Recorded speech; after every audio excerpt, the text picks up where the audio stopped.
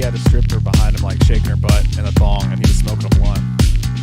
I don't know if it's fireable. I mean, he was doing it on his time off. Like, it's not like he was well, I guess because he works for ESPN, he was considered representative of the company or something. I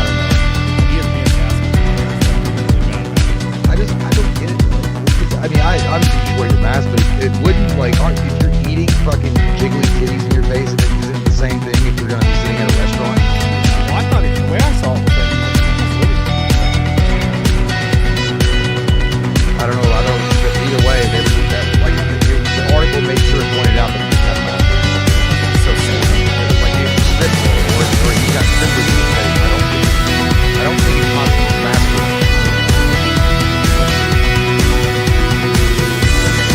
I'm like, Aaron Rodgers is going different. I watched that.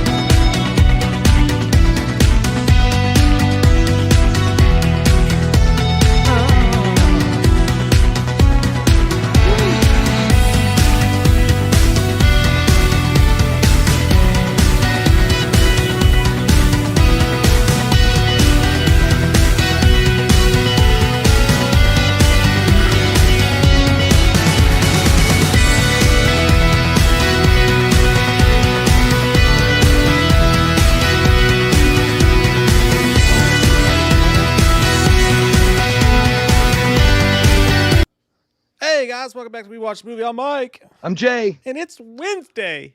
Where's the juice? That's so scary. Said that. I know. Where's the juice? Food group. Meat group. How you guys doing this sexy Wednesday? It's been a weird week, man. It's been a long week. I think it's because we didn't do anything on Monday. Yeah. We usually film commentaries on Monday, and then we didn't do it then. But I don't know. Life's weird. You do a goddamn thing. Hey, I am officially, as of today, completely inoculated against the coronavirus. So that feels good. I went to the gym. Right before we filmed, actually, I went to the gym. And it's crazy, dude. They don't make people wear masks while they're working out.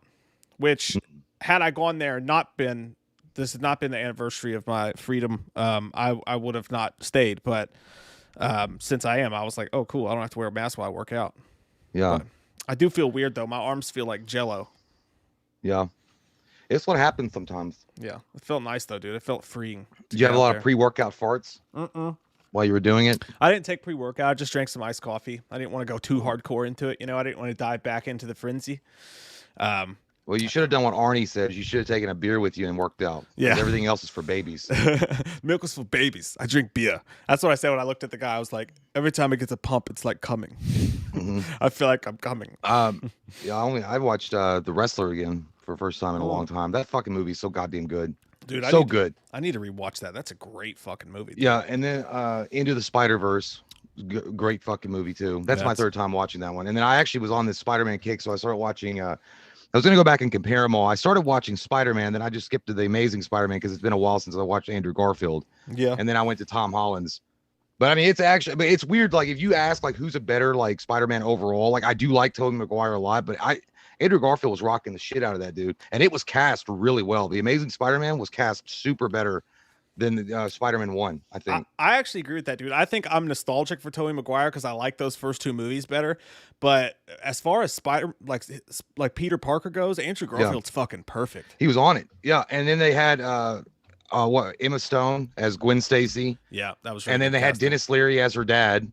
I forgot about that. Yeah, I mean they had a stellar fucking cast. And I didn't even know this either. But in Spider-Man, the Tobey Maguire Spider-Man, do you know who the bully was? Flash. It's Joe Manganiello. I know, it doesn't even look like him. Holy shit, what an asshole. Yeah. I was like, God damn, I wouldn't want to fight me neither. He's such a likable dude now. And to see him be a prick back then.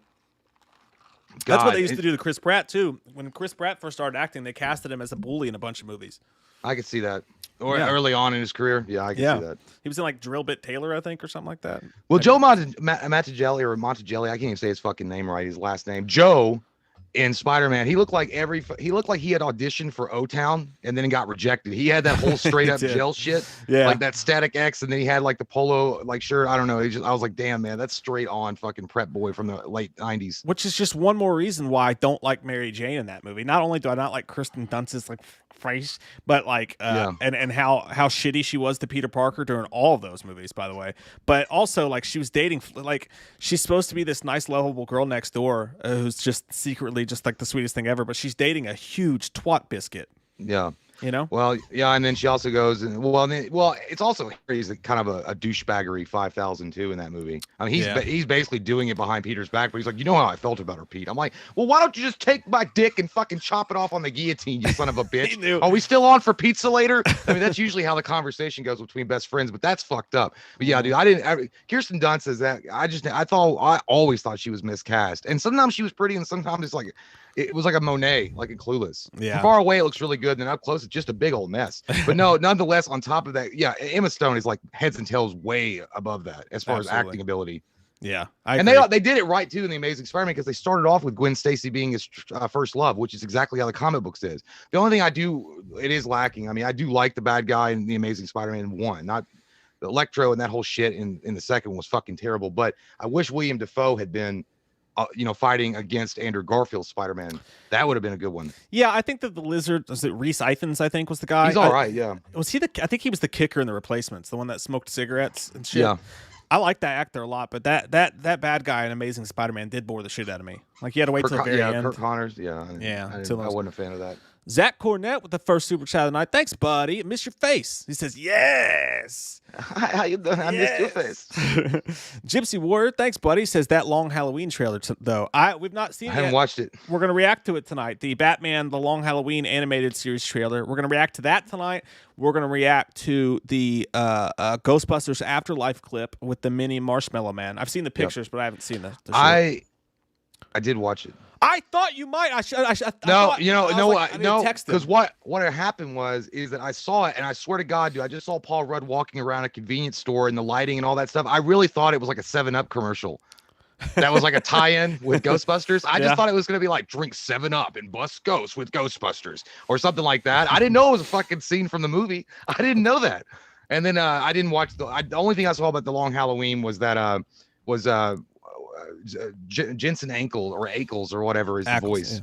Yeah. Ackles. San Diegan, whale's vagina. Yeah. That good-looking chap from Supernatural.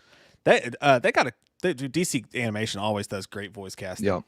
I can't wait to see that thing. It's actually that cast is loaded. Like they got some really good voice actors in that. And by the way, speaking of again, did you remember that Into the Spider-Verse, Nicolas Cage was the noir Spider-Man? Yeah, how fucking. Dude, I was thinking to myself, if you think, okay, so those characters, I know they were just doing voiceover work for that movie. Imagine if those were real movies, and you got Nicolas Cage to play noir Spider-Man, and you got Jake Johnson to play Spider-Man, and that kid that played Miles Morales. That would be a dope, dude. Jake Johnson did a great job. He was the perfect casting for.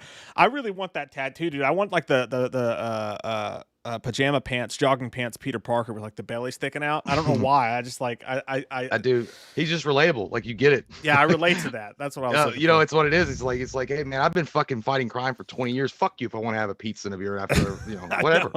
I know. That's a great movie. I've seen it about 100 times now because it's one of Ellie's like nighttime movies that she likes to watch. It's great. It's that Killer Clowns from Outer Space and The Grinch. She likes weird shit before bed. It's odd. She like her and I have the exact same nighttime movies except one more. Like I don't do the Grinch because it scares me too much. It's not even the cartoon Grinch. It's the fucking Jim Carrey Grinch. I know. I like that movie, but I can understand when that movie came out, it terrified the little fucking undies off kids because if you look at that straight on, it's fucking horrific. Yeah, like dude. The way and the fact that Jim Carrey had to go through like stress training just to survive in that suit because he was, oh my God, fuck that. That reminds me, dude, a couple weeks ago, I had a dream that Jim Carrey stole my wife. And he was being a huge dick about it. And it was like older Jim Carrey. And he was like, well, it's just the way it is, man. You're going to have to deal with it. And like, he was being a huge dick. And in the dream, I remember being like, that's why everybody fucking hates you now, Jim Carrey. Because I love Jim Carrey today. I think he's a brilliant fucking son of a bitch. Don't ever meet your heroes. Yeah. Don't ever meet your heroes, kid. You should have. I wish in the dream that you had said something like, enjoy my wife. Maybe that's why my brain went there when I was sleeping, because the liar. Yeah. Deleted. He's so Magoo. Yeah, and then we've also got some other big old fat news stories to talk to you about. One of those is that cyborg thing. Ray Fisher did come out and give all. I'm actually surprised he didn't save this for a book, like a book deal with Amazon or something. I'm not saying that I'm not trying to make light of the situation, but I'm just saying like this could be a hot New York Times bestseller. It could happen. All the shit. It could happen. Stay tuned because I bet he does.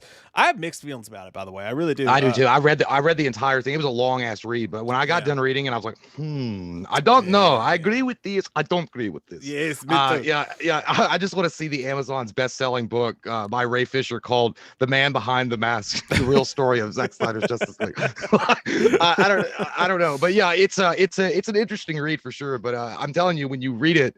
If you guys get a chance, we're going to cover the big parts of it. But if you go back and read the whole thing, decide for yourself. But I'm telling you, something smells fishy, and it's not just Ray Fisher's last name, fishy. Yeah, it does, dude. Chuck and Renee Eggers, thank you all so much. Says happy National Beer Day. Much love. It's National Beer Day today. So sweet juice. I guess we have to drink beer. Let's drink. I mean, I'm just put trying on the music. Yeah, I don't want to be a sourpuss. I want to be festive, so I guess I'll drink beer on National Beer Day. I mean, that's one of those things. Like, I'm totally not gonna drink today, but today's National Beer Day. It's like, well, fuck now. I have to. Diet I'm a starts patriot. Tomorrow. Yeah, I'm a patriot. But you hate people, but I love gatherings. It's weird. James Wadman, thank you.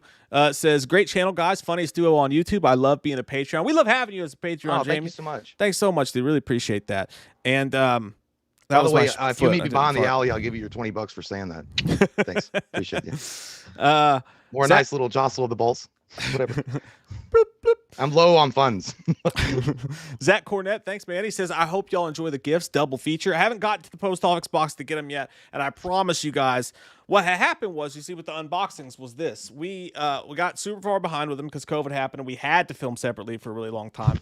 Now we're filming together at least once every other week, but once a week we're also doing the commentaries, and the commentaries got behind. So this week we have to do the commentaries. We're filming on Monday again, and we're going to do a bunch of unboxings and maybe some Myers and Loomis stuff. So you can look forward to that for sure. Thanks, Mud Nelson. Appreciate that, buddy. If anybody sends another demonic Susie, I'm going to stick it up your demonic tailpipe. Oh, shit. The thing is, it's in MJ's closet. My 11-year-old loves it. She keeps it. I told you in that video, I was like, what if one of your girls thinks it's cute and wants to sleep with it? I knew it was gonna, that's the curse of the Annabelle doll. It attaches itself to one of your kids and you're fucked. She's carrying around the house. Sitting. I'm like, put that thing away. And I know, normally say, hey, that's not cool. Somebody sent you guys something. You can't just let your kid keep it in her closet. It's like, look, man, I'm scared to death of that fucking thing. Now, I know that Jay's usually the one that's scared of stuff. That actually freaks me out because it's not just the look of it, but it has a smell to it. And it doesn't smell like poopy or anything, but it has I don't know. It has a satanic smell. Dude, it freaked me the fuck out to the point where I thought, are you taking it home? I was like, no, fuck that. I did a little voodoo spell in the car as we were going and say, please God, whatever, holy, stay with Mike and curse his family and him. I don't fucking want anything to do with it. Don't you put that? Because the thing was, I didn't know, I was scared because I thought that shit was fucking real. I thought someone had gone to in New Orleans and fucking grave robbed some high priestess of voodoo and sent that to us. It had skid marks on its ass. It had been I was like, this thing is pooping. It's I don't know. I don't think though. Mad props to him for designing that because he did. It looked great though. I mean, once I found out it was fake, I was like, oh, thank God. King JP XXXXXXXX says, thank you guys for making me laugh. Thank you for hanging out with us, man. We really appreciate that. Edward Santiago said, the claw. Oh no, it's the claw, not the claw. Did you see that? He struck the child. Baseball stuff. Ravishing Rick Rude. I'd have got him 10. Bernardo Guzman Jr. Thanks, buddy. He said, I just found out I've been a Patreon of WWAM for over 3 years. Give it up for fucking Bernardo, sweet, man. Hell yeah. Thank you for all the support, man. You guys are the best. I can't wait for Mortal Kombat. We're fucking jacked for Mortal Kombat, man. I can't wait for that shit either. That's going to be amaze balls in the fruit tanks. Beware of spoilers, though. Apparently that's going around. I don't know if someone's spoiling. Yeah, I don't know if someone's spoiling it or something's. I saw someone post on Facebook that beware spoilers. Just so you know, just don't read every fucking piece of detail coming out about Mortal Kombat because there could be something in there that could fucking spoil the movie for you. Can't fucking have nothing. Heads up, 7-Up. Put your finger in the butt. You're the one. Joe Madero says, hello, Mike and Jay. Thank you, by the way. He says, have you seen the new trailer for Space Jam 2? If so, what do you think? I'm glad you brought it up, my friend. I know Jay and I have arguments constantly about LeBron James because Jay likes to lick his nutsack. And I think just like yours for Aaron Rodgers on your lips. Yes, it's true. And Michael Jordan, who's the greatest basketball I player never of all said he time. wasn't. He is great. And we won't get into that. That little guy like there, don't worry about that little guy right there. But dude, the trailer sucks. I saw a lot of people complaining about it, and it wasn't even the fact that it was LeBron James. They just thought it looked like shit. Like the fucking story looked like garbage. I know they did something that was causing a little bit of a stir with that chick bunny. I don't even know what her fucking name is. Yeah, I saw it. I was like, I don't really give a fuck. I mean, I do think that there are sensitive tampons out there that felt like a redesign, but I didn't get turned on by the bunny either way, so I don't give a shit. That's a good point. But otherwise though, yeah, from what I was understanding, yeah, it's a garbage it's gonna be a garbage plot. Space Jam 1, you didn't need to remake it. You don't even need to do a sequel to it. It was good the way it is. Leave it alone. I don't know. It's fine, and it's not even that good. Like Space Jam's not that good. I don't dislike it because I'm like, you're ruining my childhood. I love Space Jam. It's that it was just so bad. And honest to God, it's not just because I'm a LeBron hater. It's because, dude, he is so fucking bad. He is so fucking bad in that trailer. His son, like when the trailer starts out, his son gets lost in this little like room, and he's like, "Hey, wait, son!" And he goes after him, and then he sees him get evaporated by this gigantic machine, and he gets sucked into the suck zone. Oh. And then he walks up to the machine. He goes, "What in the Matrix hell?" And then he's like, the whole dude is so deadpan, and like his face muscles don't move, and he's just like, "Oh my God. What are we, some kind of Space Jam?" Did he say that? No, but he might as well have. He was like, "I need to assemble a team of basketball players." Yeah, I will go down the road and I will look in the phone book. Maybe I will call a friend of mine. Doot. Hello, can you recruit some cartoon characters? Because I need to rescue my son. It's dangerous. It's pretty much what it was, dude. But no, I haven't seen it, so I can't say, but I have heard it's really terrible. I had no desire to even watch it because I don't give a shit. Space Jam 2, and I heard about it, I was like, I don't care. And I love Space Jam as a kid because when I was a kid, I was obsessed with Jordan. Like for Christmas, I actually asked for the Looney Tunes jersey and shorts, the Toon Squad. Oh, Toon Squad, yeah. Yeah, I asked for the jersey and shorts, and I found them in my parents' bedroom before Christmas, and I was like, yes, I got them, and I put them back. And then that Christmas, we got done unwrapping all the presents, and I was like, you guys, this is awkward. You guys forgot to wrap my Toon Squad stuff. They're like, oh, yeah, it's in our bed. I was like, I know where it is. I'll go get it. You guys, Father and mother and I were playing dress up, son. When you get older, you'll learn about that. Maybe he dressed up as the bunny. It was, well, the thing about Space Jam, it was great because it has also a fucking memorable tune. Like everybody knows the song of Space Jam and all that other cool shit that came out with it. And Michael Jordan himself was like, it was a novelty, like to see him on the big screen doing that shit. Plus it had like other like NBA legends in it as well. It wasn't just Michael Jordan. And Bill Murray. It had Bill Murray and like, all the Charles Barkley was in it. I can't remember all of them. Patrick Ewing was in it. Yeah. Muggsy Bogues was in it. And it was a simple story. This looks fucking crazy convoluted. What in the Pacific Rim ass? It was, and then they Ready Player One ripped it off. Like they have like every Warner Brothers character like flying around in the entire thing. And it's like, it's just fucking stop. Speaking of that, I watched Ready Player One recently. That's still a good fucking movie. I love that movie. I can't wait for Ready Player Two. The Shining part was fucking dope, dude. Huh? The Shining part was fucking dope. That was fucking amazing. Yeah. That shit was scary kind of too, especially how they redid that bathroom scene. Woo-wee! Chicago. Your ass ain't clean. Get your crusty ass back in there. Woo. Todd Fayer's here to troll me once again. He says, BVS will be a masterpiece one day. LOL. Dude, that guy is consistent. That guy is consistent. Yeah, you're obsessed with Martha. I swear, every time, like, dude, I'm not gonna lie, Todd. I gotta admire your grit, my good sir. I see you sometimes in the comments after a video is over. That's all you say. It had nothing to do with DC at the time, and then you replied to your own comment. Wow, because you replied to your own comment. I saw that you did that because you said something and you were ranting about Zack Snyder should go on to the MCU and that would be a better career move. And then you replied back and said, "I agree." You know that I can still see your name. We can still see I'm just saying, Todd, you're passionate about your convictions, and that's good. He's like, no, that was Todd Fair. The guy who said that was Todd the Rod Fair. So you got it all confused. I also want to comment on. There was a really nice comment. Wow, this guy said on the Batman or Justice League, Zack Snyder Justice League commentary that we did, he was like, God, you guys suck at this. Take a note from Eric Striffler and edit your videos before you start them. I was like, well, suck my white ass ball. It's a commentary. It's a live how do you edit a commentary? I guess we could have restarted it, stopped, and then done. You know what? Fuck it. Let's just go. We did a 4.5 hour movie. What do you want from us? I did my best. Yeah, I just saw that, and I was like, I don't know. Maybe you should take a note from anybody else in the world with a personality and grow one. So we're just busting your balls, though, Todd. Hey, but I mean, you're picking the wrong time to poke that horse's asshole because.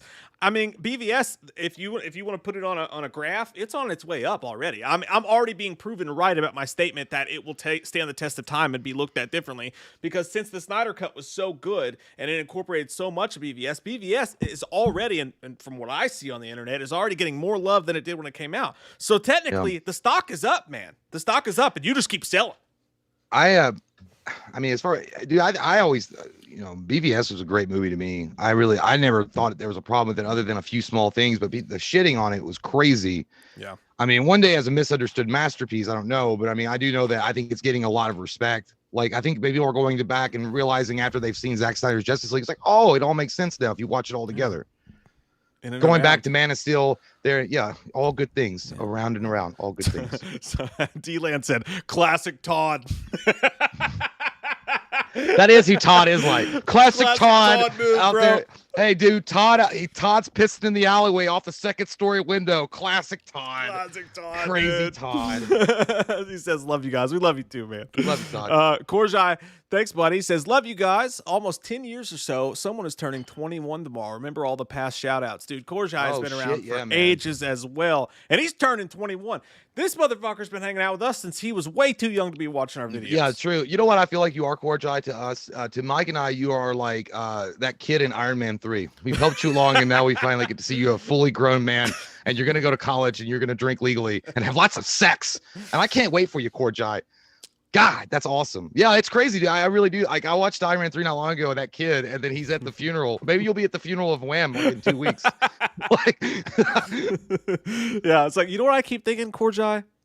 Where's my sandwich? Yeah.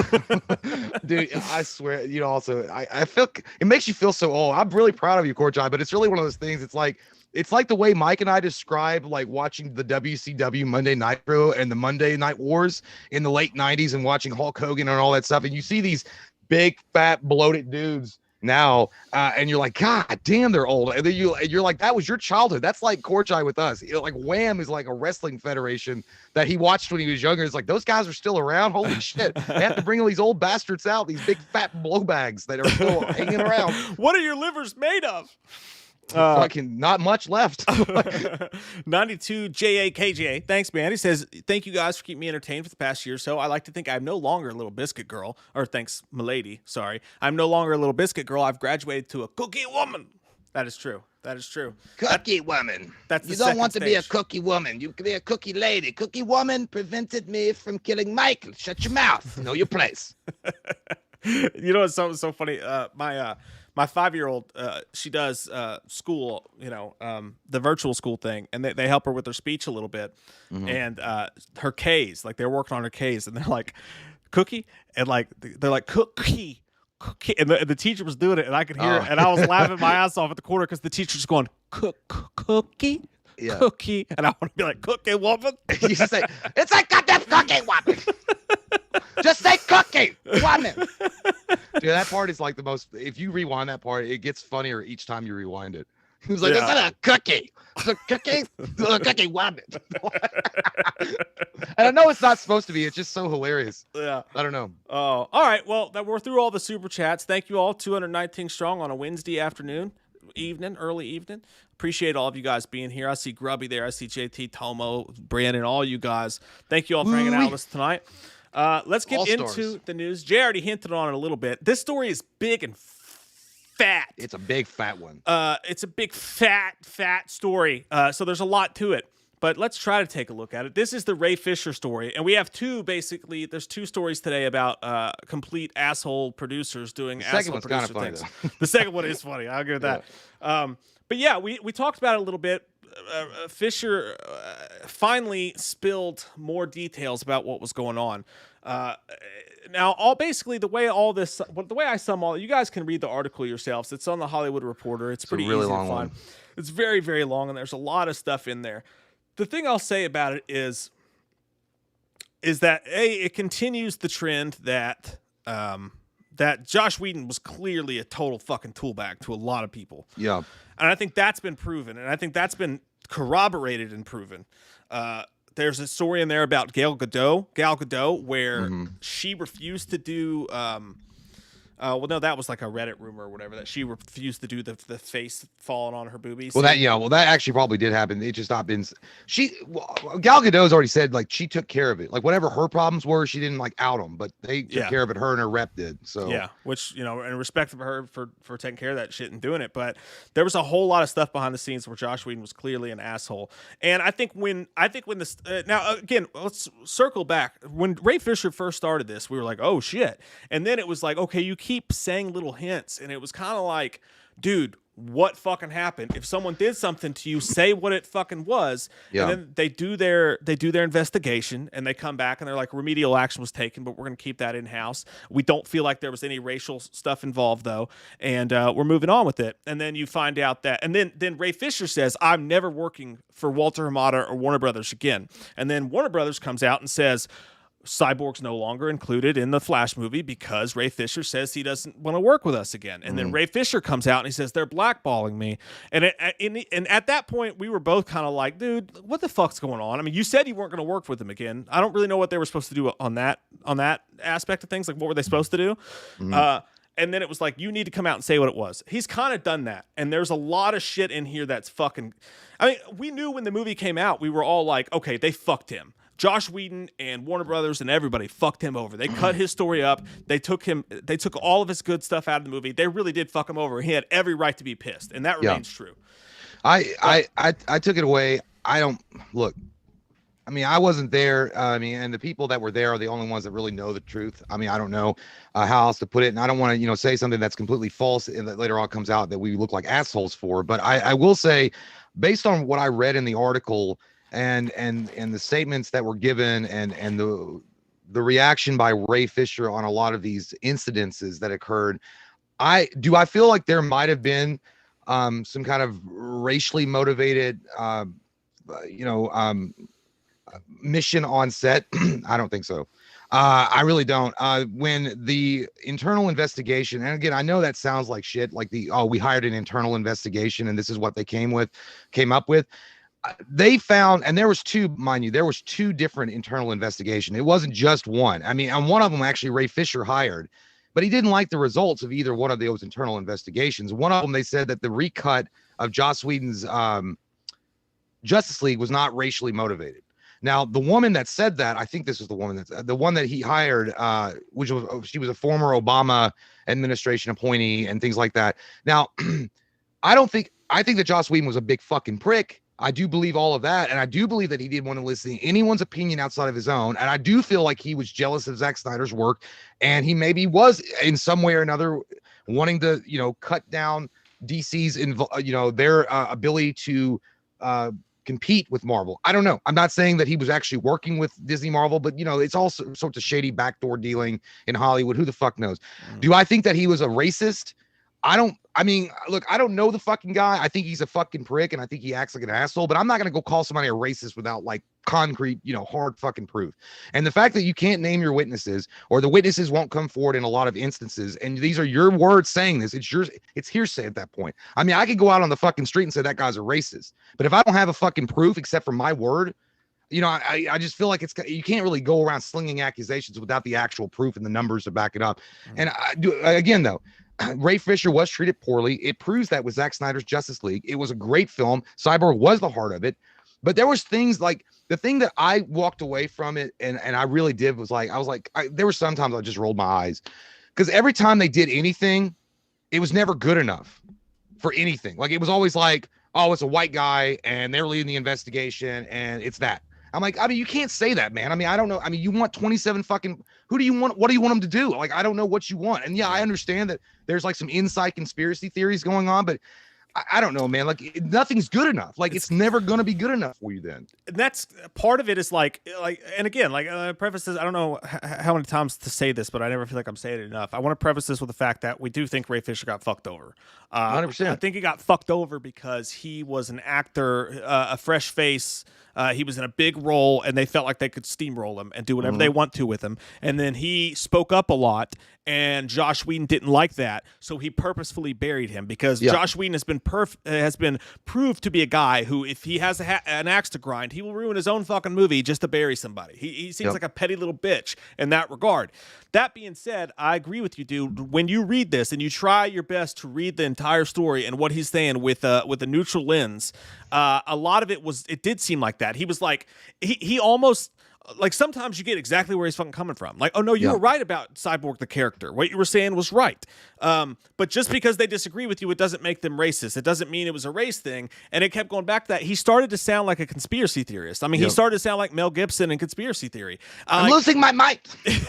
Like, there was parts in there where he was, like you said, they were like, well, I asked for them to do an investigation, and they did it. But I didn't like the person who did it.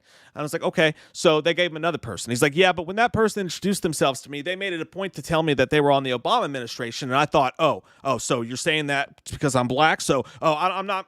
Yeah. Whatever comes out of what you're saying, it doesn't count either. And then the next person they came out, and it was like there's a lot of stuff in there that's really conjecturous, and it's really, really kind of out there. And it's like you said, no matter what they did, it seemed like he had some sort of problem with it. And again, you do have to take to the fact that, dude, part of you, I mean, if you were anybody, it has nothing to do with your race. You're a new actor in a huge fucking tentpole movie.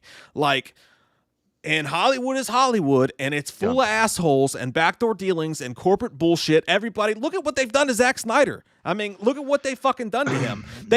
In that article, they even said that Warner Brothers tried to paint the narrative that Snyder was behind it all, and Snyder was the one calling him and telling him to say all this stuff. And Zack Snyder said, I didn't have anything to fucking do with it. Look at what they're doing to him. I just think it's unfair to I think at some point you got to be like, okay, I need to move on and do my job a little bit. Yeah, and I think that I think he pretty much is doing that. I really do. I hope the best for him. And again, we're on his side as far as like, were you fucked in Hollywood? Yes, you were.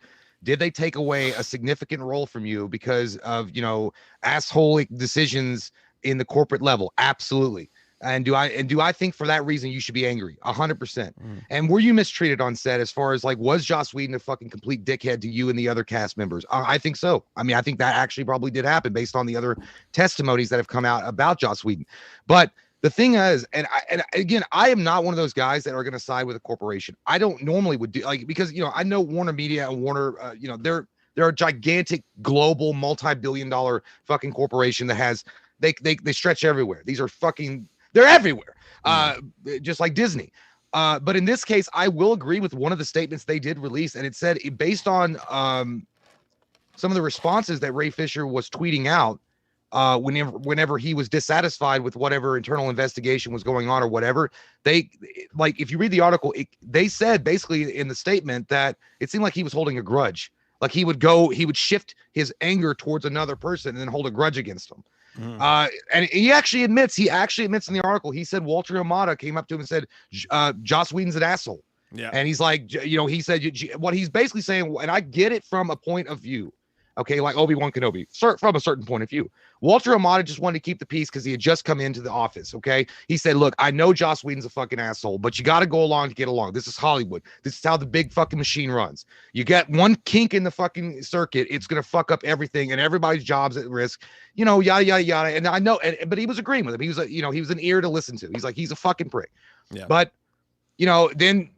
And I'm not saying I agree with Ray Fisher, and I'm not saying, I don't, but I'm just saying, like, going out on Twitter and saying what he said behind closed door, I don't know. It's kind of like what's just happening right now on Twitter with Kevin Durant and that fucking one dude spilling their private messages all over Twitter. And he's a bitch because he's the one that fucking called him out. And then they were talking to each other. Yeah, I mean, it was laced with bad shit. I get it. But those are two dudes. That's locker room fucking talk. And then you're a fucking girl. You're a little pussy that puts it on Twitter and gets mad about it because he owns you. And you called him out. I'm just saying, like, I think that anything private that occurs in a business or any private messages that occur, unless you're fucking implicated in murder, should stay between you, or if it's like overly racist or something like that. But the fact that Walter Amada just said he's an asshole, let's go along to get along, I don't know if he should have outed him for that and got mad at him. He kind of seems like he did that with everybody. He's like, okay, well, I don't like what you did. I'm gonna out you. I'm gonna out you. I'm gonna out you. And Geoff Johns or whatever was a big part of this too. And I gotta admit, like, I don't agree with a lot of the stuff they did. And whoever was involved with fucking his character over did a shitty thing, and they're at fault for that. I don't know how that story went, but there's a lot of stuff in here too. Like the articles talking about Geoff Johns and saying, oh well, I heard that on someone said on the set of Krypton that he didn't want Superman's grandfather to be black. I saw that. And he was just like, because he's not black. I mean, that's the. He was like, I've married 2 women of different races in my life. He's like, I'm one of the biggest writers of Cyborg and comic books. Like, it is insane to call me racist because I said Superman's grandpa shouldn't be black in Krypton because that would confuse people. And I feel like it would fucking confuse people. And on top of that, he's just said, and he didn't even say it like that. Really, I mean, all he said was like he thought that they figured that Jor-El's grandfather or father would look kind of like Henry Cavill.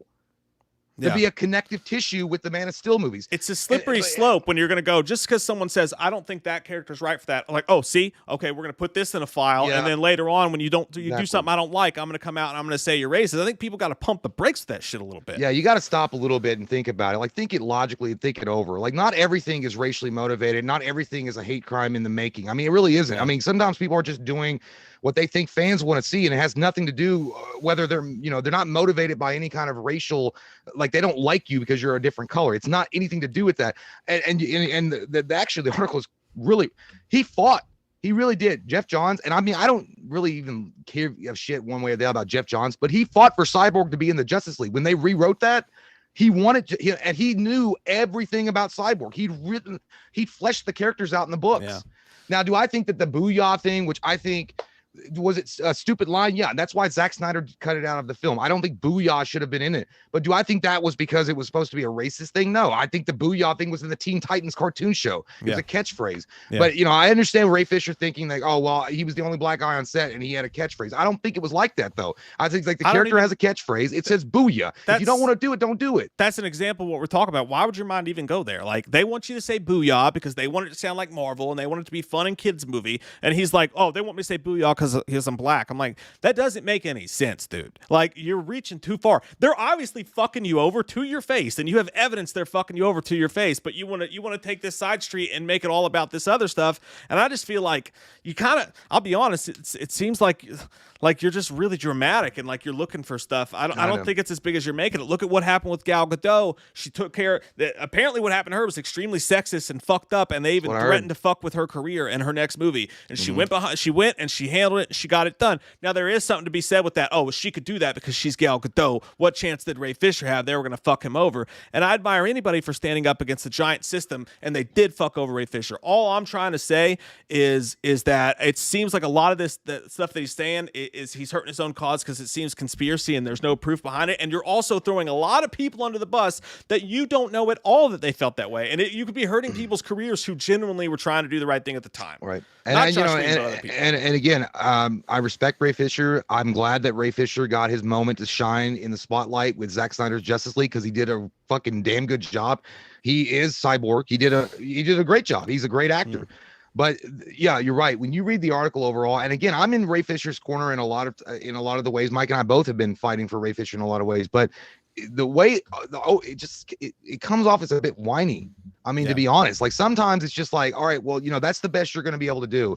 And look, and the reality of the situation, and I know that even Hollywood actors have to realize this. You have bosses. And you're going to have shitty bosses, and you're going to have really crummy fucking work experiences. It happens to all of us, even us lowly people that work in like menial jobs. It happens. You're going to get a new job and you might have a great boss, or you could have a fucking dickhead with a small wiener commanding you. Yeah. That's just what happens. That's an everyday thing. So what they were trying to say, I don't think unless it was pure, like someone dropped the N-bomb or something straight up to your fucking face, or was like, obviously making fun of you in front of a bunch of people based on your race or something. I don't know, man. It's really hard to go on your word and just say, well, I felt like he was being, but I mean, you gotta, context is everything and intent is a lot. So, yeah. I mean, what did he say? I mean, that's the point. Yeah, and not just that, like, you know, obviously people can be racist pieces of fucking shit without just, you know, come out and blatantly saying it. But in this case, he wasn't even the only person who was fucked over. Had he been the only character on the set of Justice League that was fucked over, and they pointed him out and were only a dick to him, I mean, they dicked around with Snyder, they dicked around with Ben Affleck, they dicked around with Gal Gadot. They were fucking assholes, and they fucking mishandled the entire goddamn thing for everybody. And it always comes back to Joss Whedon was the main guy that did it all. He's the one that had all these interactions and problems with all the cast, and then he blames it on Jeff Johns because he said Jeff Johns was just on his side. I actually disagree.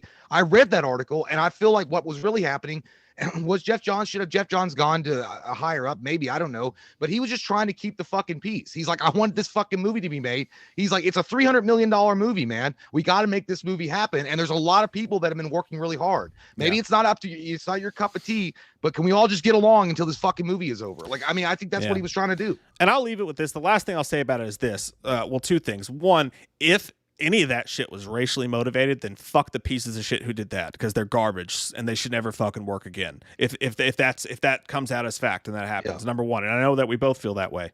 But the second thing I'll say is Charles Barkley said it fucking perfectly. Did you see what Charles Barkley said the other night on the halftime show, one of the games? I'm a dumbass.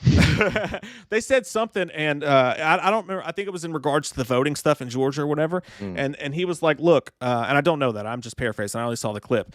Charles Barkley said, look, he's like, I'm going to say this because, you know, Charles Barkley doesn't give a fuck. He'll say whatever's on his mind. He was like, I think the majority of white people and black people in this country are good, decent people. He's like, I think the majority are not racist. They're decent people. He's like, but the fact of the matter is that we live in a world where these politicians who don't live in the same cities we do, who don't have to deal with the same thing we do, they line their pockets by dividing us and by trying to make everything racial, by trying to make everything, by trying to divide rich people, poor people, white people, and black people.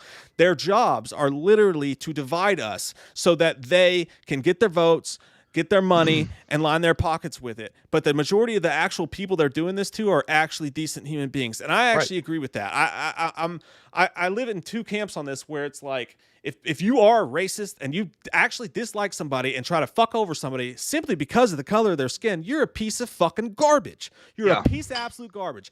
On the same thing, though, you can't just go around, especially today, it's really irresponsible to go around and scream that this person's a racist because they just did something you didn't like.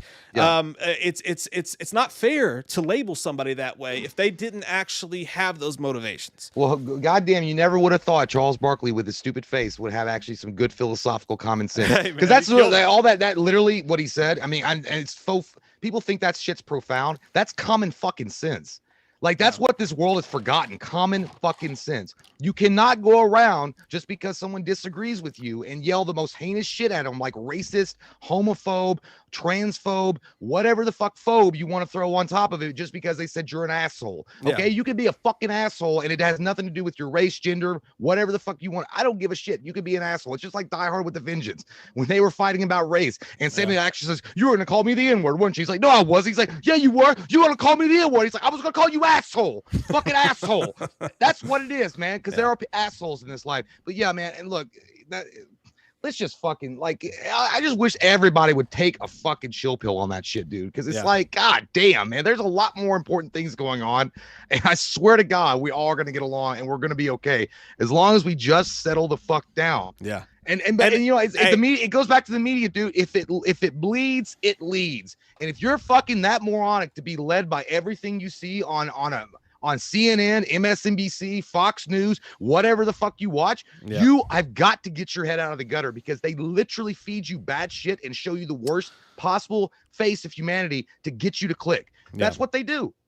Never see good stuff. And don't take this the wrong way. I'm not, and neither of us are saying that racism doesn't exist. I mean, look at the fucking past few years. Like, it clearly exists. There's the Proud Boys, all these pieces of shit. Racism exists, but yes, it does. It does exist, but it's not every single person who does something you don't like, and it's unfair to point the finger and do that. And also, you're minimizing the actual cause and the things that actually matter. That's all we're saying. You can't just, it's just like that one that said all men are rapists. What the fuck did you smoke out of your bowl this morning? Exactly. I don't think so, Jim. dumb, because you can't label one gender or one race as this, because that either makes you racist or sexist. Yeah, remember that. It doesn't matter. The definition of racism, sexism, whatever, is lumping the entire group together because of the actions of a few. And are we not doing that on a constant basis on Twitter and everywhere else these days? Fuck yeah, we are. Yeah, if I said all white people or all black people or all Asian people or all women or all men or whatever are this, yeah, what does that make me?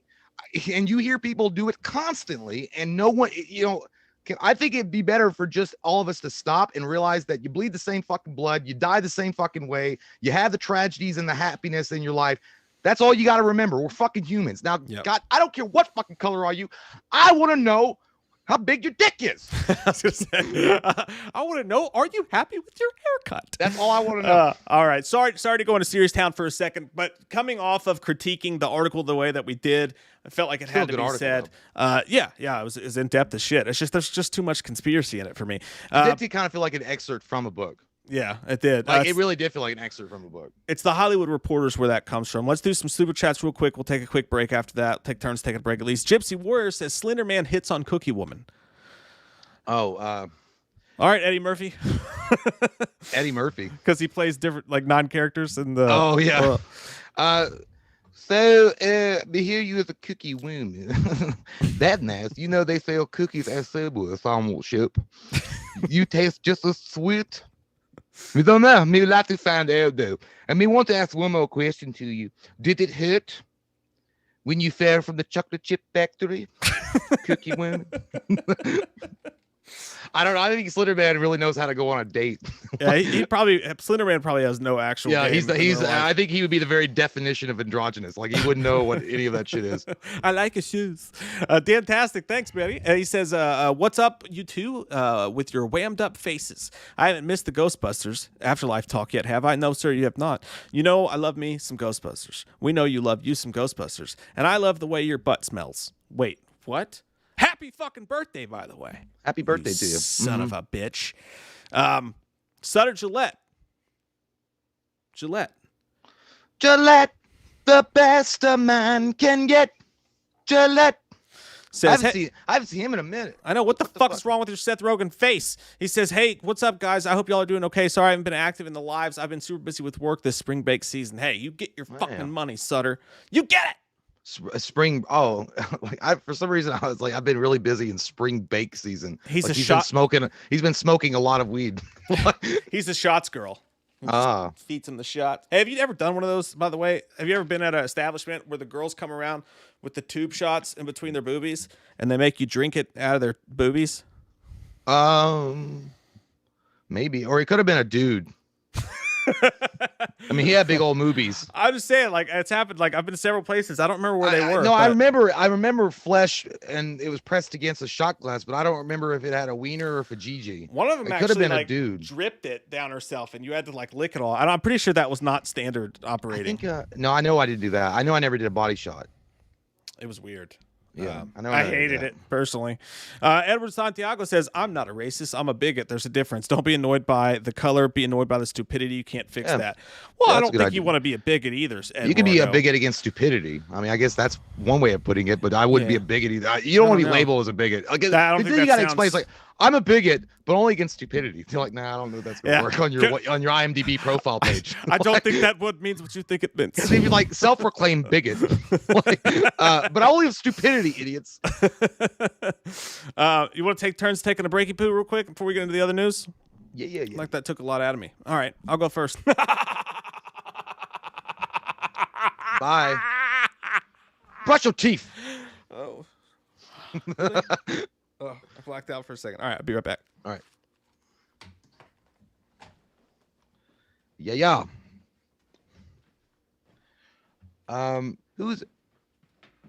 Was it Tomo? I don't know. Someone said I needed a wide angle lens. I don't know. It's weird. I'm looking at it too. It's not like the widescreen effect as Mike does. I don't know how to switch that.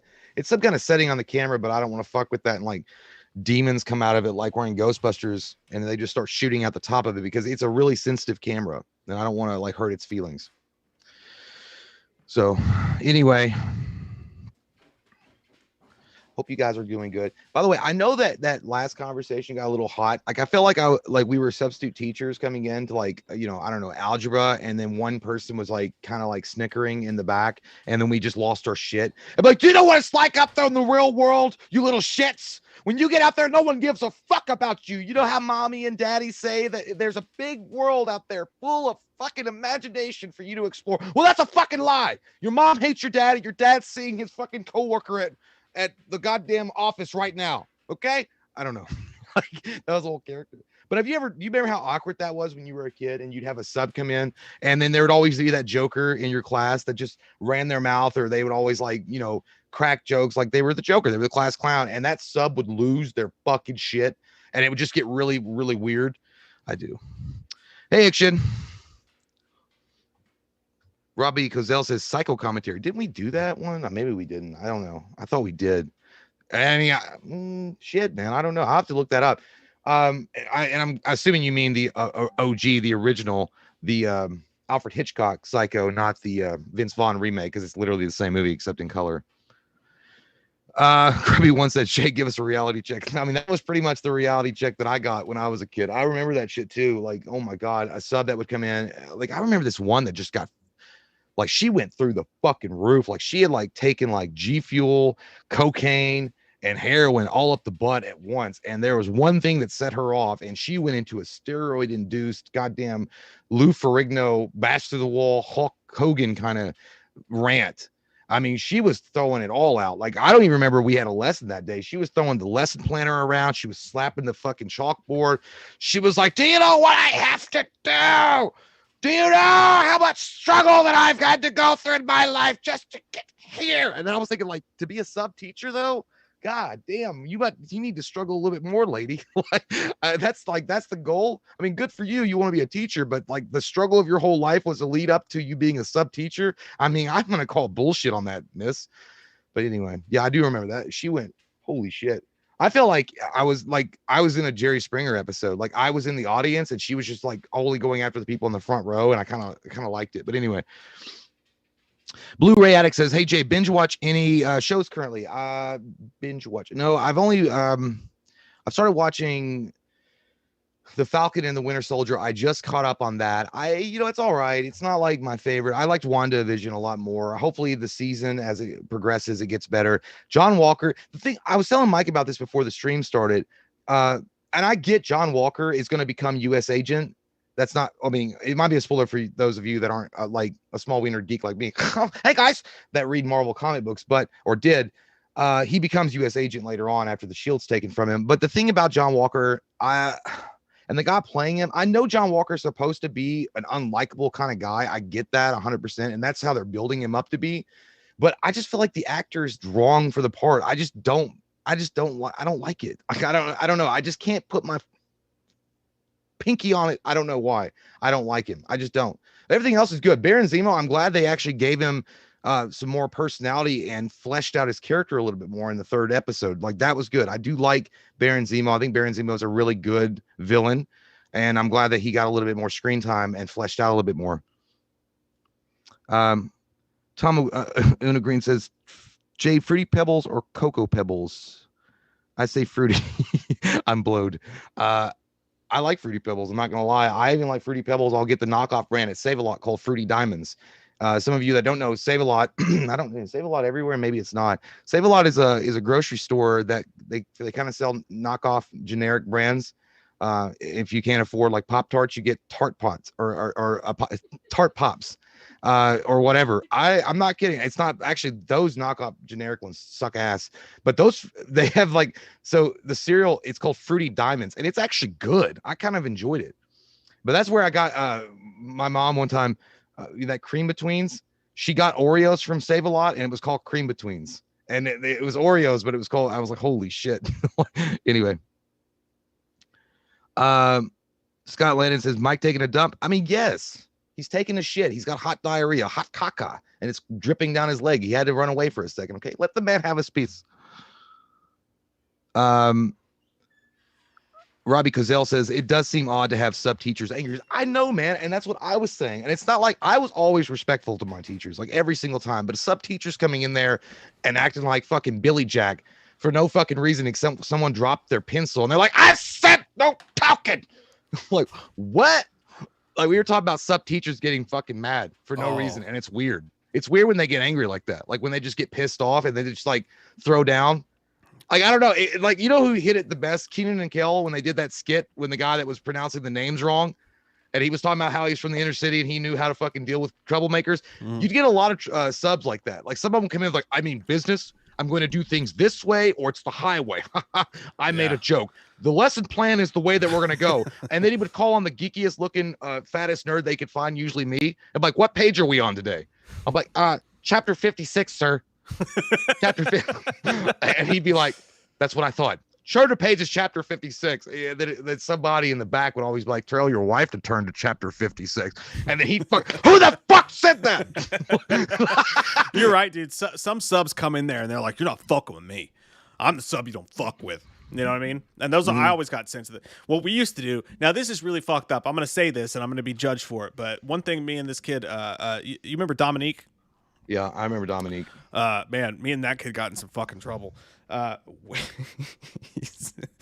would do two things. We almost had like things that we would do when we get a sub.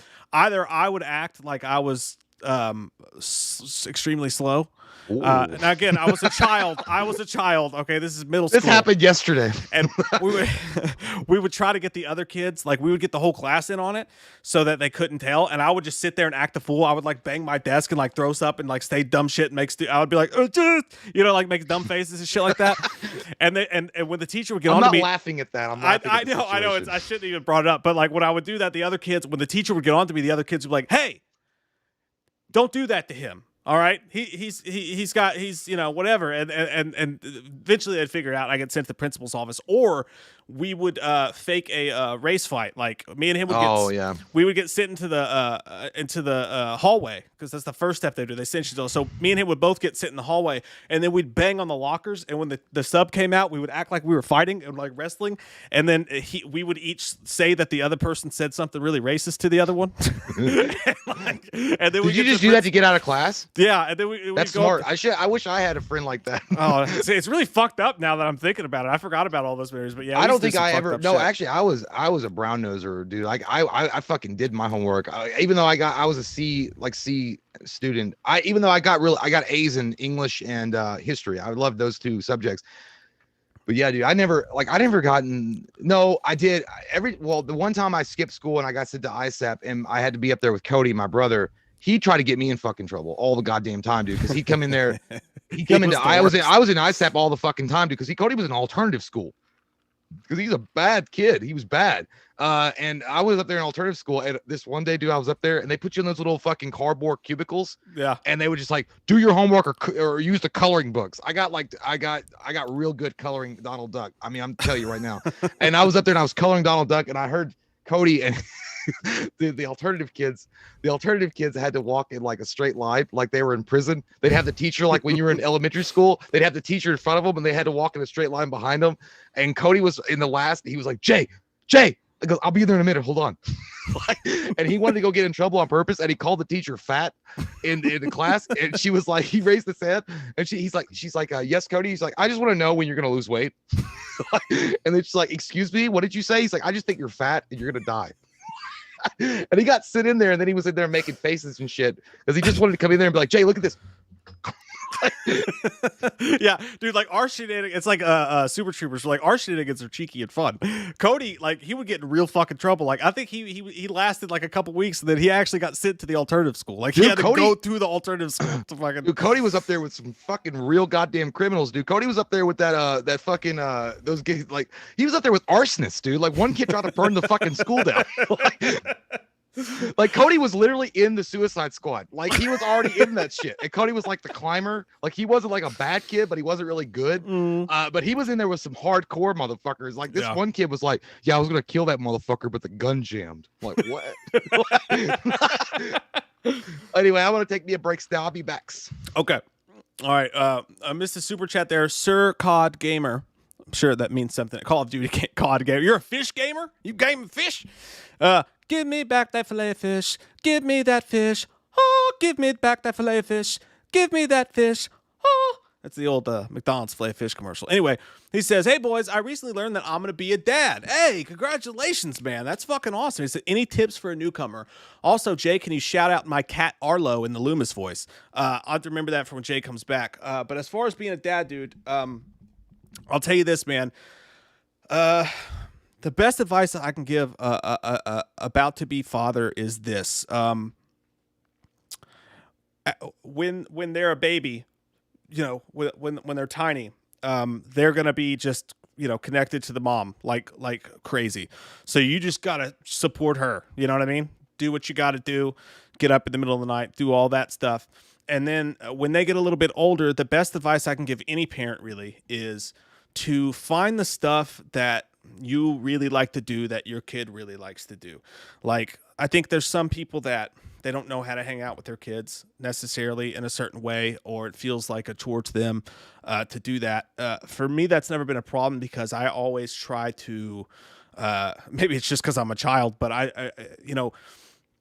whether it's, you could sit and color, but you can color a Marvel coloring book and you can teach them all about Thor and this and that and do stuff like that. Or you can watch the Marvel cartoons or the Batman animated series cartoons. It's just, there's a really easy way to spend time with your kids and really connect with them, especially if you like the kind of stuff that we like, and it's the best feeling ever. And you'll get like a really grand, amazing connection with your kids through that. And also just the patience, work on your patience.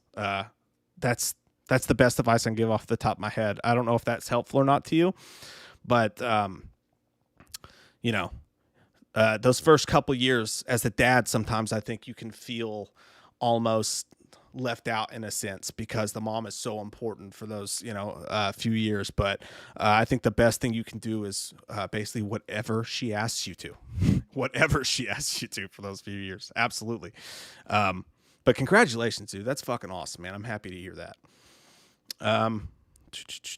So, and Arlo the cat for Loomis. Someone remind me about that when Jay comes back in. And then Latrell's got one for Jay too.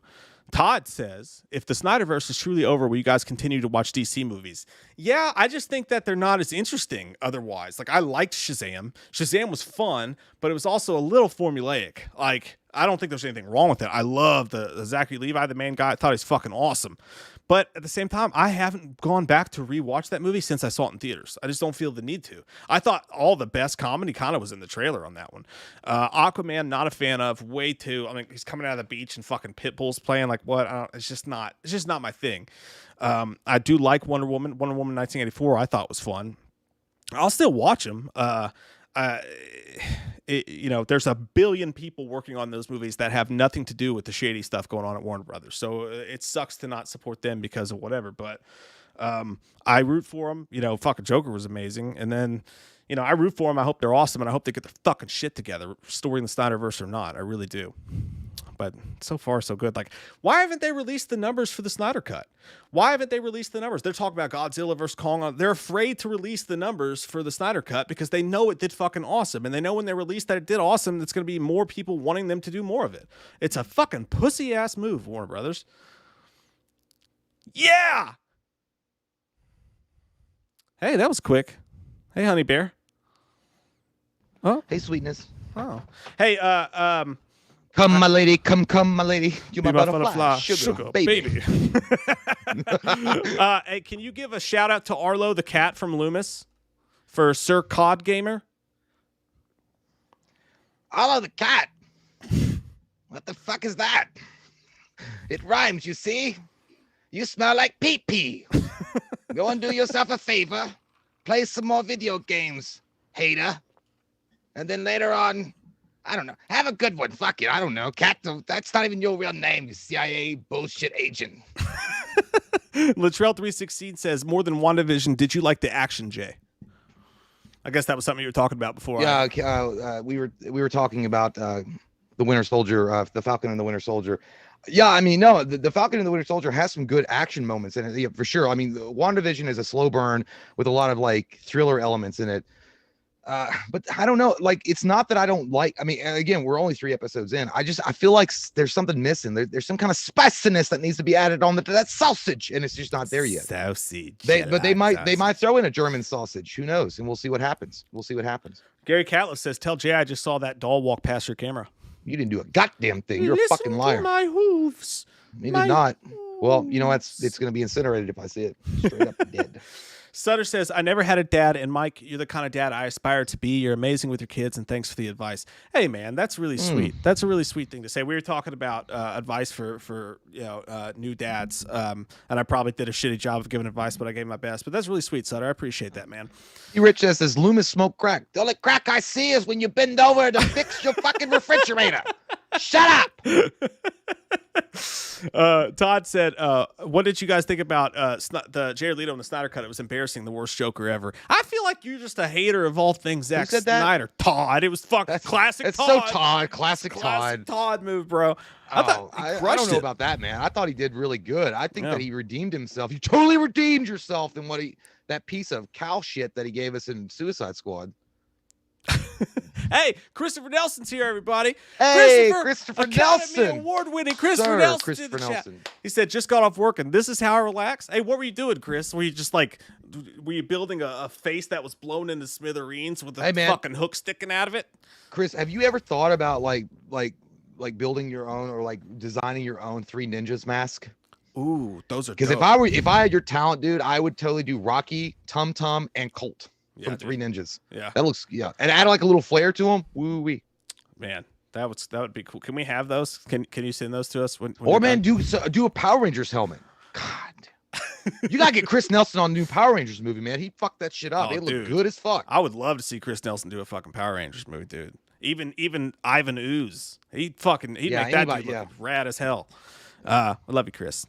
I went to text you the other day. Chris Nelson said no. No, I will not. He just said no. I did not. And then I forgot to. I was going to tell you something about me being naked, and I had a weird bump, and I wanted to know what your opinion is. I have the picture. I'll send it to you later. Don't worry about it. He just said no. He just said no. It's like, absolutely not. Get the fuck out of my office. You're fired. Oh shit! Hey, what were you working on? Maybe working on Halloween Ends. Maybe you could just put a picture of the Halloween Ends man. Hey, tell us how Halloween ends in the chat. And it was on this date of April 7th that our friendship with Christopher Nelson ended. He said no again. Oh shit! All right, you want to do the Ghostbusters reaction trailer? Do you want to talk about that one guy? The asshole producer. Yeah, I'll go fuck myself, Jay. No, you're right. I did. Yeah. You sound like fucking Jonah Hill from Superbad. Well, I'll go fuck me, right? Fuck me. This story continues the storyline tonight about abusive Hollywood personalities. But this one's actually got some fun. It's serious. This guy's a huge dickbag, but it is kind of funny when you. But if you heard this from a coworker, you'd be like, God damn. You'd be like laughing. You will laugh your ass off. This guy, Scott Rudin, is a producer who's won a bunch of fucking awards, and he did a bunch of stuff. No Country for Old Men, Social Network, Kill Mockingbird. Did a bunch of stuff as a producer, and basically the Hollywood Reporter was like, "Hey, we're outing all these people for being dicks. Scott Rudin still walking around like a fucking twat bagel, and we got to do something about it." Threw a baked potato at someone's face. He did throw a baked potato. Oh man, it's so funny. This is wild, dude. Let me go to the shorter version actually, because this article shortened it down, and they just went down to the 5 worst things that this guy did. This guy's a huge dick. Apparently, he smashed a computer monitor on an assistant's hand. He took an Apple monitor and smashed it on their hands. And oh no! What they said was, someone said, "We knew a lot could happen. There were the guys that were sleeping in the office, the guys whose hair was falling out and were developing ulcers." Kind of sounds like Wolf of Wall Street, like that. Yeah. That thing. He said it was a very intense environment, but that just felt different. It was a new level of unhinged, a level of lack of control that I'd never seen before in the workplace. But he sent this guy. He was supposed to get him a flight on a sold-out flight, and he couldn't. And this asshole, such a privileged prick, walked out into the office and smashed an Apple computer on his hand and sent him to the fucking hospital. What I want to know is why nobody did a fucking thing sitting there watching that occur. And the guy didn't do anything either. Like, I don't care if you're my boss, if you're a friend, if you smash my fucking hand with an Apple keyboard and cause me to have to go, you're going to get bloodied. At least something's going to happen to you. I'm not going to just sit there and take that shit. What the fuck is that? The fucking HR, the person from HR, they had an ambulance pick her up because she had a panic attack, and I guess that's because she was probably thinking, "Oh fuck, I have what do I do?" Imagine being the HR, like the HR head in that fucking office. Dude, if I were gonna do anything and I watched him slam a keyboard on a guy's hand and break it and have that guy go to the emergency room, and I had just started, I'd be on Amazon right then and be like, I got to find a really good keyboard that he likes, because apparently he didn't like that fucking keyboard. And I want to get like, I'm going to ass kiss. Not at all. And that's not the funny story. That's actually really depraved and fucked up. And that guy is totally a piece of shit. But Action said, was it a rental? You don't know. Why couldn't you get a PC, man? That shit's expensive. But this one's actually funny. This one makes me laugh. I'll just read it to you verbatim because you really got to hear it the way it says. It says, in another incident, Rudin is accused of throwing a baked potato at an employee. That sounds like some fucking straight up Super Troopers. After learning that someone from A24 was waiting on him in their lobby, the assistant also said he was later fired within months of him dropping out of college to accept a full-time position with Rudin. It says, the guy said, I went into the kitchen. Yeah. I went to the kitchen and I was like, hey, Scott, A24's on the way up. I'm not sure what it's concerning. And he flipped out like, nobody told me A24 was on my schedule. And then he threw his baked potato at me and I dodged the big potato. He says, I dodged the big potato. Thank God it wasn't fully loaded from Wendy's. He said, go get me another baked potato. The guy threw a baked potato at him. And then he said, we'll find out. And then get me a new potato. Dude, I swear, if that had been a guy with a country accent, he's like, why didn't nobody tell me 824 was in my goddamn lobby waiting on me? And then you throw the baked potato. I'm gonna, because go get me another tater, fully loaded. Dude, I like, it's funny because like you could see it in your mind the way that he's describing it. This guy is a huge producer. And he's pissed off that he wasn't notified that A24 just showed up, and now he's pissed, and he throws anything around him, and he has to happen to have like a baked potato. And the guy said he dodged it, and then, like, you know, George Bush did the shoes. He threw a shoe at me, and then he asked to go get me another tater. He said, then get me a baked potato. No, he's like, fuck it, I can't trust nobody.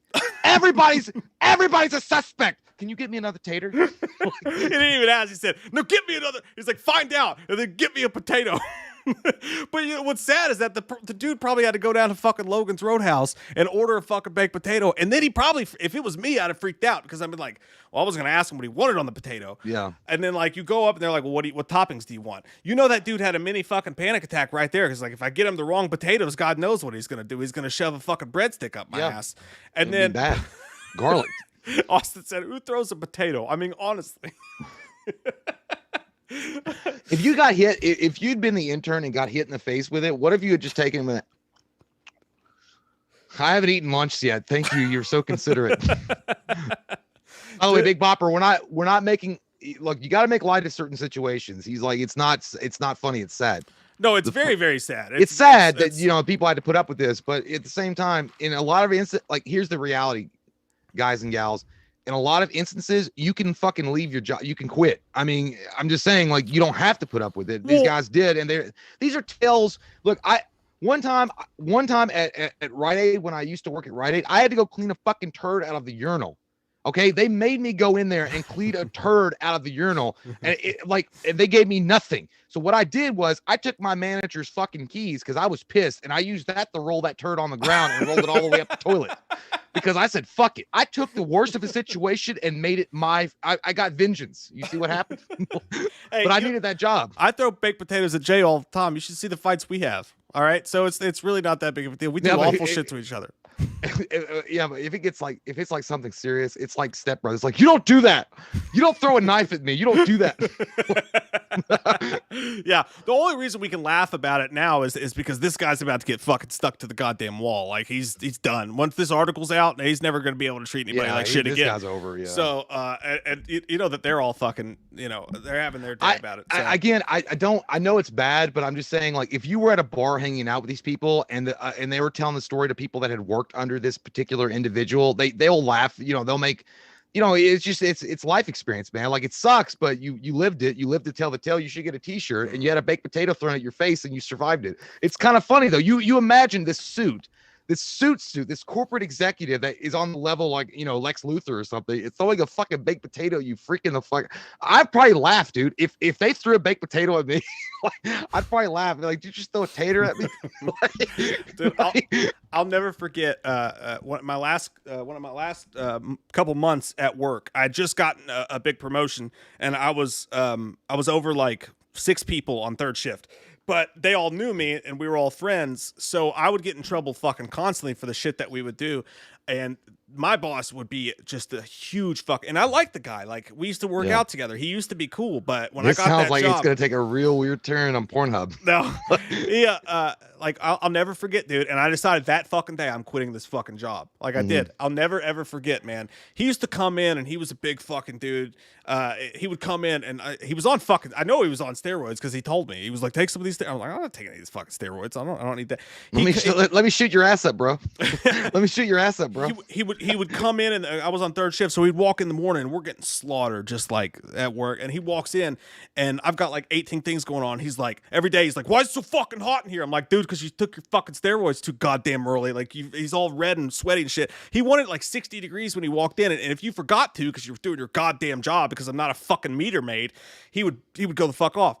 I'll never forget one day he walks up to me and he starts fucking pounding the buttons, and he goes, he turns around. He's like, maybe one day you'll learn how to fucking work a thermometer or thermostat, and like walked off. And like, I was just sitting there in my chair, and I forgot I was writing an email, and I was like, I'm quitting this fucking job. Was he over you? Yeah, he was my direct boss. Oh, I thought you were gonna be like under your breath, like, I know how to work a fucking thermostat. He was a good dude, but like he would send me emails. Like, we'd get in trouble, and he'd send me emails. He'd be like, "Hey, you need to make sure so and so's on their shit. I heard you guys were doing this last night." He's like, "It's not a fucking playground." And I would just tell everybody that worked for me, I'm like, "Hey guys, it's not a playground. Don't forget, it's not a playground. It's serious business." Dude, isn't it like it's there's something freeing about when you make up your mind that you're leaving your job? It really is freeing in a way. It's scary as shit. Like, there's no doubt about that, but it's freeing. Like, I always feel like that kid in that Thing You Do with Tom Hanks, where he was like, "Okay, fine, I'm gonna record it. I quit. I quit." Or like, it was like in Waiting when that one dude was like, "I can't wait to quit this fucking job." That's pretty much what it was. Because I remember when I left, CBS, I didn't know that leading up to that I was going to quit. Actually, let me use another example. I left a factory, Summit Polymers, that I used to work at. It was a factory that we made car parts and shit. It was fucking terrible. It was everything you thought it was going to be. And I used to think it was going to be like I was going to get like in shape and like dance and shit like Kevin Bacon and Footloose. And that didn't happen ever. It was just me working by this old lady named Thelma who had like 2 teeth. And she's like, "Slow down. I want to get my paycheck." And like, because she wouldn't want to milk the clock. Because I got really fast at doing it. And she'd be like, "Slow down." I'm like, "No, because I want to get out of here." And then, anyway, so I made up my mind I was going to quit. Like, the third or fourth screaming from her.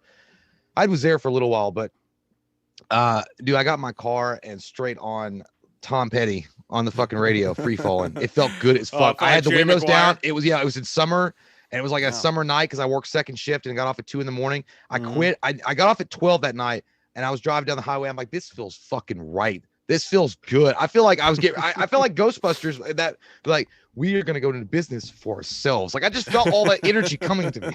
Oh, dude, you remember the day I finally realized, I hadn't put it in my notes yet, but the day I finally realized I could quit my job, I cried like a bitch. We were filming that day. I cried like a little baby. You didn't cry on camera. I hugged you. We went to the bar. We had a drink. Yeah. I remember that. Yeah. Let's hug it out, bitch. Well, we had both been drinking. I didn't know if you were going to invite me to your bedroom later, because I was like, I'm kind of down for it because I've been drinking. So we'll figure that out. Another thing, I'll never forget. Like, it was like 2 weeks before I left there. I didn't know I was going to leave yet, but so I'm on third shift, and my one of my other bosses decides to show up at like 4 a.m. Wasn't supposed to be there. I go down to the gas station to get me a Slim Jim and a Monster. It was a good time. They were delicious. I went down there. I come back, and all I can see is my employees in their cubicles. And I walked in, and I turned off all the lights. I flipped all the lights off at once, and I screamed. I was like, "Ah!" Like, as soon as I turned off the lights, just to fuck with everybody. Yeah. And like, nobody laughed or responded, and I was like, "What the hell's going on?" So I turned back the lights, and I continued to walk. and in the cubicle next to me was my fucking boss, and he was just sitting there going, and I was like, I played it so smooth. I was like, hey, I knew you were here. That's why I did that. I saw your car in the parking lot. You want a Slim Jim? He was just like, God damn it. We should have never given you this promotion. It's like your last day, like you turn off all the lights. I thought you were going to do like a sitcom ending on the very last finale episode when they turn off the stage lights and they're like, it was good times. And then they walk off and then the credits roll. Thank you very much, Phantom Films. Appreciate that. Todd Fair says, I am a Snyder fan, except BVS. The Snyder cut was good, except for the Joker. I'm glad he got to complete his trilogy. Okay, we were wrong. Some people didn't like that post credit ending. I loved it, but I thought it was great, man. What are you going to do? Phantom Films, thanks, buddy, says, here's a treat for being awesome. P.S. I'm writing a fan sequel to Halloween 2, 1981 that I would love for you guys to read if you could. I haven't learned to read yet, but Jay will pantomime it for me in the bedroom. I'm actually, well, I've been on Rosetta Stone for quite a while, and it's just not clicking. So I'll do my best. Hey, I just don't want to butcher your script. But yeah, dude. If Mike and I've got a lot of shit going on, but if we get a chance to, faux show, send it our way and let us take a looks. Let us take a look-see. Yeah, I hope it's fucking rad, man. That's awesome that you're doing that, and we're proud of you for doing it. That's cool. I've been writing something myself that I've been working on, so we are in that same exact boat, my friend. Is it Cock Gobblers 4? Cock Gobblers 7, Jay. Jesus Christ. 7, don't you know anything about me? No, because I forgot they made 3 more sequels after 4. The gobbliest of cocks. Oh, shit. That's the first lines in the script. That seems kind of sexy. Big Bopper. Oh. Big Bopper says, a baked potato killed my whole family. Not funny. Was it the Great War of the Potatoes in Idaho, 1947? I remember that. It's a dark day in history. Big Bopper was the only survivor after his family was slaughtered by flying potatoes from the sun. Damn flying baked potatoes, man. What are you going to do? Your life is going to be narrated by Morgan Freeman one day, Big Bopper. Baked potato. Derek B says, hi, Jay. Love you long time. Thanks. Oh, hey, Derek. Shit. How you doing? Love you, man. Fuck yeah. Fuck that asshole, right? Pee on his face. Hi, Mike. Pee on his face. Me and him were laughing about something earlier about that, about a message that we got about somebody that said that basically I didn't do anything on the channel and that you were the greatest thing of all time, and that we'll talk about it later. Was it my mom? It was my mom. Oh. She said, I love your mom. More like Jay. I love your mom.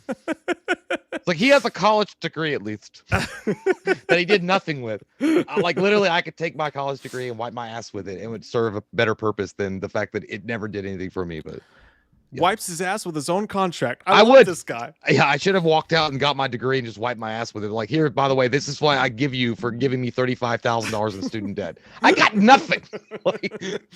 Oh shit. Okay. Other movie news that happened that we have. Oh, that's my email. Don't look at that. That's personal, you sluts. I clicked on the wrong thing. Okay, we got the Long Halloween reaction to do. We've got the Ghostbusters reaction to do. Let's talk about this real quick. Sylvester Stallone will not be appearing. I did, yeah.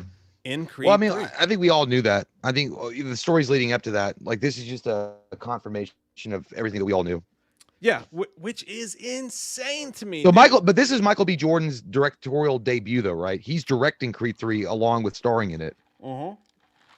And I hate to speculate and put it in the old maybe, but do you think it's because that Michael B. Jordan was like, I kind of want to be my own guy. I kind of want to do it my own way. And I think that if you're in it, Sly, I think you're taken away from me, like, really shining as a star, because I think people are just going to come and see it for you. A little bit, because if you look at what happened with the last one, with Creed 2, there was a story in there about how Rocky wanted to fight Dolph Lundgren again. Mm-hmm. He wanted to have like another street fight or whatever. And Ryan Coogler or whoever, they pushed away from it. On the side, now you've got Stallone is working on the Rocky 4 director's cut, which I can't wait to fucking see. Which they take out the Happy Birthday Polly, which is stupid. Yeah. If they take that out, that's dumb. They haven't said officially whether or not they're going to yet. But either way, like, he loves Rocky. Rocky's his baby. I feel weird about it because it's like he opened the door for Michael B. Jordan. You know what I mean? Like he opened that door, and they made it all about him. And Rocky or Stallone got a Academy Award nomination. He didn't win like our friend Christopher Nelson did. Writer? No, for actor in the first one. And he was a big part of that movie, and he was ballsy as fuck, dude. He's the one that told the studio, without any acting experience, they were gonna buy that script from Stallone, Rocky 1, for $1 million, and he was like, "Nah, fuck that. I got to star in it, and I got to do it." And they're like, "No." He took less money to be in the fucking movie, and basically strong-armed the studio. I'm like, that's balls as fuck. That's a real life Rocky dude. Like, I cannot believe. And I'm not saying Michael B. Jordan was like that. Like, he was like, I don't want you a part of the movie. But if you were, you're an asshole, dude, because it's Stallone. Like, it's like who wouldn't want him on your fucking set? Yeah, well, and it's weird, dude, because like right after that movie came out, Stallone said on his own Instagram in response to a fan was, "No, I won't have anything to do with Creed 3." And I don't know what happened behind the scenes. Stallone's mum about it. He doesn't want to start any shit, but clearly something happened. But it feels very, very weird to me that they went and they gave this huge role to Michael B. Jordan, and he nailed it. He was fucking awesome in it, and they're doing a good job with it. But how do you do that now? Like, if you do Creed 3 and Rocky's not in it, basically they're going to say he died, right? They're going to say he died. So the franchise of Rocky is going to continue on. And what swan song are we going to get for this epic character? He's going to die off screen. They're like, "Oh yeah, he died. I miss him a lot though." Like, and if they're at odds with each other, then they're not really going to be lovey-dovey about it. He's not going to think about what something Stallone said to him that's going to help him win the last fight. I don't know what Creed 3 is going to be like, dude. I really, you know what, to be honest with you, straight up, there was a lot of momentum for me going into Creed 3, because I really did enjoy Creed 1 and Creed 2. I thought they were great films. I really did like them a lot. Going into Creed 3, and now that I know that Sly is no longer a part of it, I kind of don't give a fuck. Yeah. I mean, to be honest, straight up, I don't give a shit. I don't care about Apollo. I never gave a fuck about Apollo. Apollo was a great story angle about Rocky Balboa, and that was really what it was about. The Rocky legacy, the Rocky story, let's be honest here, the Rocky story is done. I mean, unless Sly himself comes out with another Rocky movie, or you can look at Creed 2 as the last actual outing of Rocky. If they do something as dumb and fucking moronic as killing Stallone, killing Rocky off screen, that he just died of a heart attack, like no big deal, like Paulie, I'll be fucking pissed. I'll be like, you know what? You're going to turn so many fans against you. You might as well fucking not have made the movie. Because people like, and I'm sure people, people might enjoy it because Michael B. Jordan's a good actor, but it's not, I feel like it's disrespectful in a way, dude. It's like your whole fucking shit is based around a character that Sly himself has taken all this time to build. And it's a beloved icon of us, all of us fans. And you're like, we don't need him to carry on. You gots to be fucking stupid.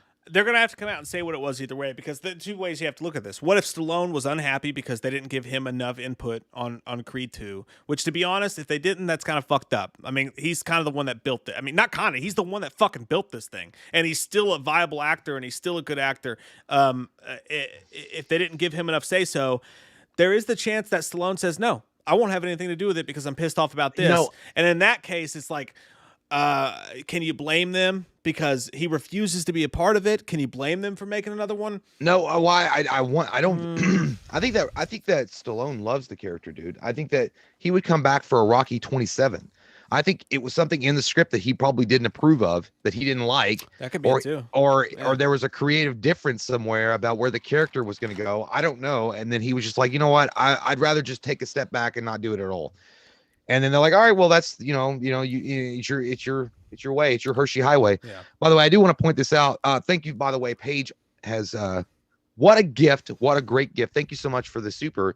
She says, hey, she's doing Janae, or not Janae. She's doing Janine from Ghostbusters in this one. She says, do you believe, I'm going to try to do Janine.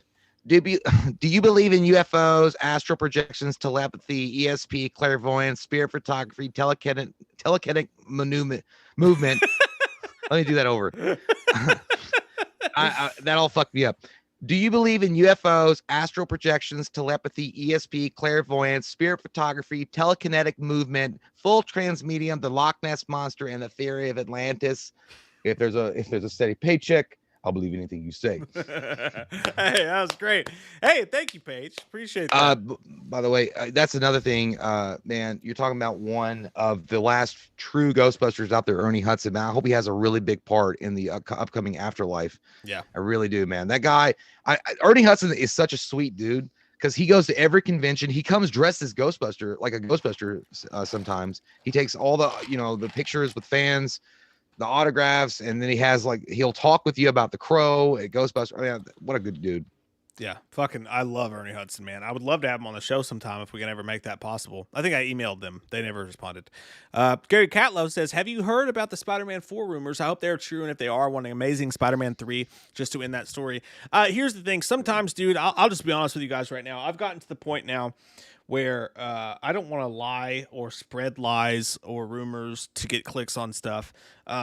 And I'm to the point now, and no disrespect. Why not, son of a bitch? Let's do it. No disrespect to these sites at all, but there are a few sites that they just come out with scoops every once in a while, and you can look at the track record for yourself. But I saw the story that there's a rumor out there that Sony and Marvel are wanting Raimi and Maguire to team up for a Spider-Man 4. And it was one of the sites that I pretty much just take with a grain of salt now. It was like Bad Freaking Robot or Cosmic Book News or one of those.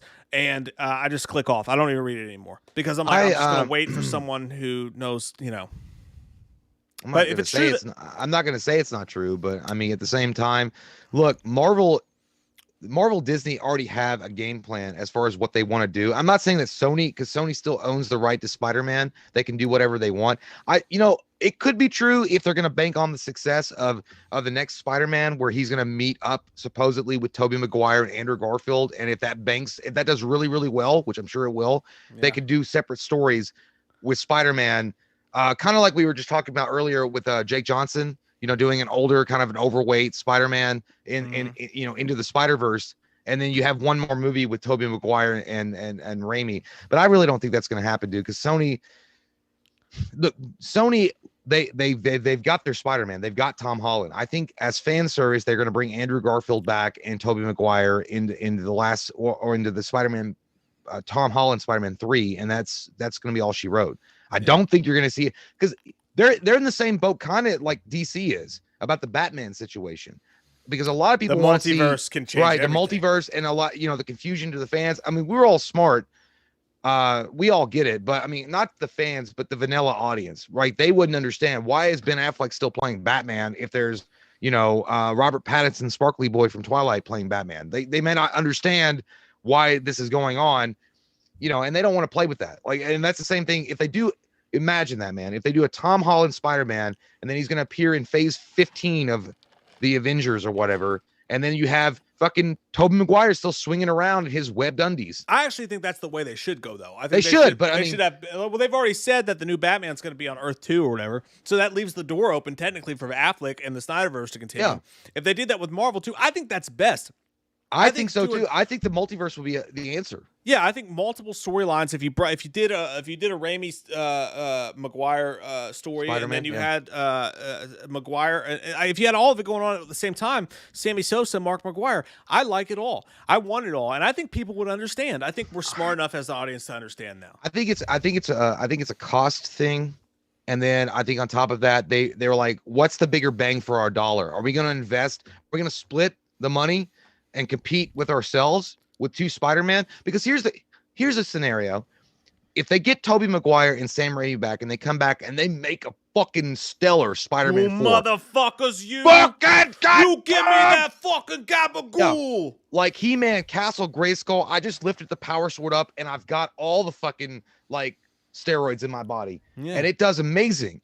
And then the Tom Holland one doesn't do as well. And then people are like, well, I don't want to see Tom Holland anymore. They're competing with themselves. Now they've got two Spider-Men in their, that they're bankrolling, and one is doing better than the other one. And they really want Tom Holland's one to do better, but that one's doing better. You know what I'm saying? Like, it creates a problem. You also got to think about that little guy hanging out in the back, jerking off in the corner. Jerking off. Andrew Garfield? You never see his face. He's just jerking off in the corner. Andrew Garfield. You know who that guy is? That guy is superhero.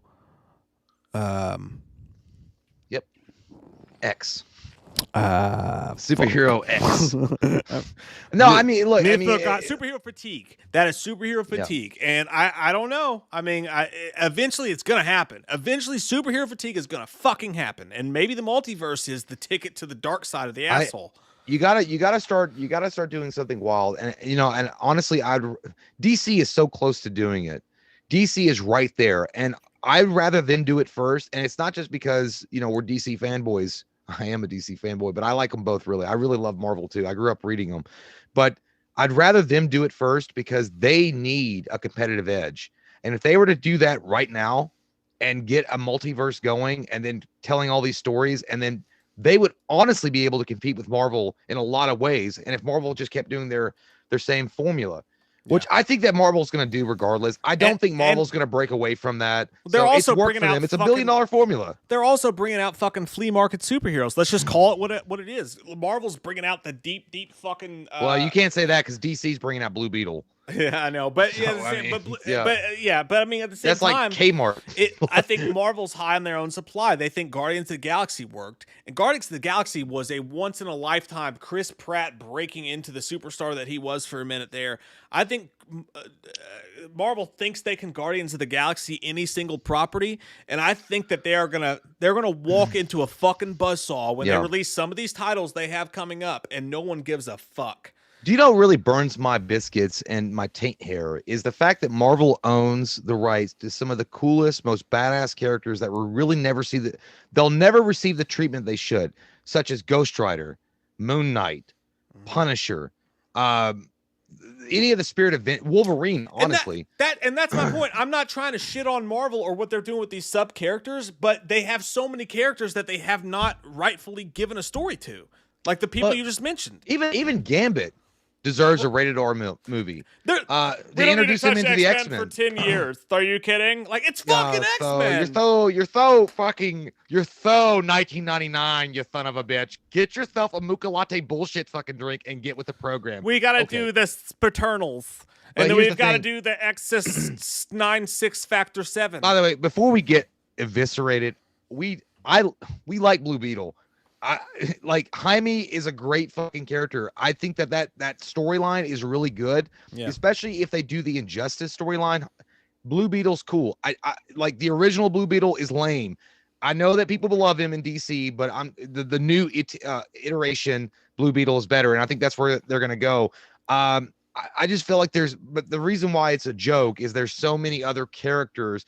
You know what the problem is Warner Brothers is so fucking stupid in a lot of ways because they keep on trying to repeat what Marvel did. They took a mid-tier character in Iron Man and they made him huge. So they want to take a mid-tier character and make him huge. And it just sometimes lightning doesn't strike twice. You've already got two of the best superheroes of all time, Batman and Superman, in your fucking league, and you're acting like you need to take a mid-tier character and make them Gigantor. I don't get it.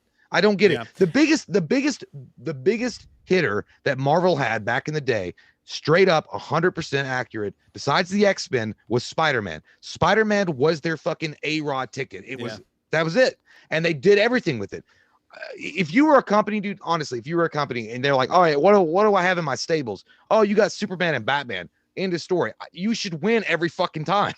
It's like, oh, I got Superman and Batman. I should be able to make compelling fucking badass stories and movies that will crush a lot of what Marvel's doing. Yeah, they're overwhelmed by the sandbox of which they have to play with. And don't get me wrong. Let me make it very clear right now. Blue Beetle, the Externals, 92.796 Jax FM, whatever the fuck is the next superhero movie, we'll root for it to be great and awesome, because if it's great and awesome, that's good for everybody. And then a bunch of the actors and the crew members and the people who put their blood, sweat, and tears in these movies will be successful, and we hope that happens. All I'm saying is if I'm running either of these studios, I think both Marvel and DC are just fucking kicking themselves in the own ass. If my life was on the line based on what we're doing, I'm freaking the fuck out right now and going, if I'm Marvel, I'm going, you got the fucking X-Men. Let's do the fucking X-Men movie. That's what I mean. We just got done with Endgame. We just got done with this huge spectacular thing. We fucking had the grand finale. We blew our fucking load all over the place. And now you want to come at people with this weak ass fucking shit? Let's get into the X-Men. Let's get it fantastic. If I'm DC, you just fucking did what you did with the Snyder Cut. You're going to let that go and make a Blue Beetle movie? Make the Blue Beetle movie. Make the Blue Beetle movie. But also fucking Ride the fucking lightning, Metallica. Right. Come on. And Stephanie, you're right. Stephanie Call says Todd McFarlane is definitely trying to make that rated R Spawn. You know what? I hope, I really do. I hope that Spawn, the Todd McFarlane Spawn, that when it comes out, I hope it is a fucking goddamn lightning bolt from the heavens and finally cracks the ground between these two bullshitters, DC and Marvel at this point, that are trying to butt fuck each other and copy one another constantly. And this Spawn movie is like, you know what? People love that shit. I'm gonna fucking do that. Or like, now we got a new. Like, it's like Sega Genesis finally coming into the fucking rat race. Like, it was like, holy shit, Sega just got, Papa got a brand new bag. But yeah, man, it's crazy. Like, if I were in charge of DC or Marvel, there's so many different directions that you can go with the stories. It's a shame, man. It really is. I feel like even DC is it's actually Warner Brothers, which they own DC anyway. It doesn't matter. They're so reluctant to go out and do their own thing, their different thing. And Zack Snyder's Justice League, if anything else, it shows you that it worked. If anything else, Joker showed you that it could work. Yeah. And they just refuse to do it. I just don't understand them in a lot of ways. And Marvel, I can't say much about them, man. I mean, they got a formula that fucking worked, man. They sold their soul to the devil and they got a fucking formula. Mickey Mouse come to their mouth and they swallowed it and it works for them. Like, good for them. Good for them. We missed Todd Fair's super chat. He says, missed a couple of them actually as we're talking. Go back to these real quick. Scoot it up, boat scoot boogie. I got a don't have me no lines and keep your hands to yourself. Going jang-a-lang-a-lang. Georgia Satellites. Might be a little dust on the bottle. Don't let it fool you about what's inside. Dude, I would do that. Don't have me no lines and keep your hands to yourself. I would only do that. That would be the only line in karaoke that I would know.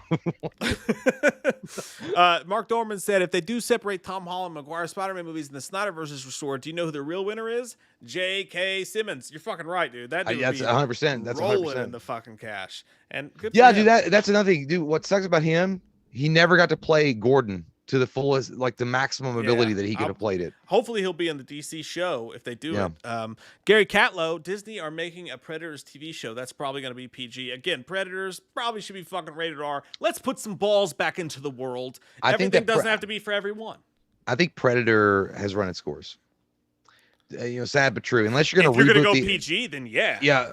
Yeah, well, that's the tampon society that we live in, all this cancel culture bullshit. That's what they want. But the point being is that Predator, if you're going to do Predator again, you might as well reboot the fucking thing. And I really don't even want to see that happen because now you got to replace Arnie and Carl Weathers. Fuck off in a TP. Yeah. No. I don't want to hear your mouth. The world doesn't have the nut sack to reboot Predator. By the way, the world gets offended now when you see two grown men. By the way, they're black and white. When they unite like this, pushing too many pencils. Carl Weathers and Arnie. And you see their biceps flexing? Yeah. God damn. The fucking masculine. To be fair, though, on the other side of that, if they did have that scene today, there'd be a bunch of people complaining, going, oh, it's fucking woke, dude. White guys, black guys, handshake. They were doing that shit back. I don't know if they would do that. Well, nobody was saying that back in the day, so I doubt it. Well, that was back then. And that's a badass people were just human beings, and it wasn't about that. Whose bicep is bigger, Carl Weathers or fucking Arnie's? Because they both look fucking jacked. Both sides are fucking cuckoo for Cocoa Puffs. I'm the Click Commander says, just saw Death Sentence.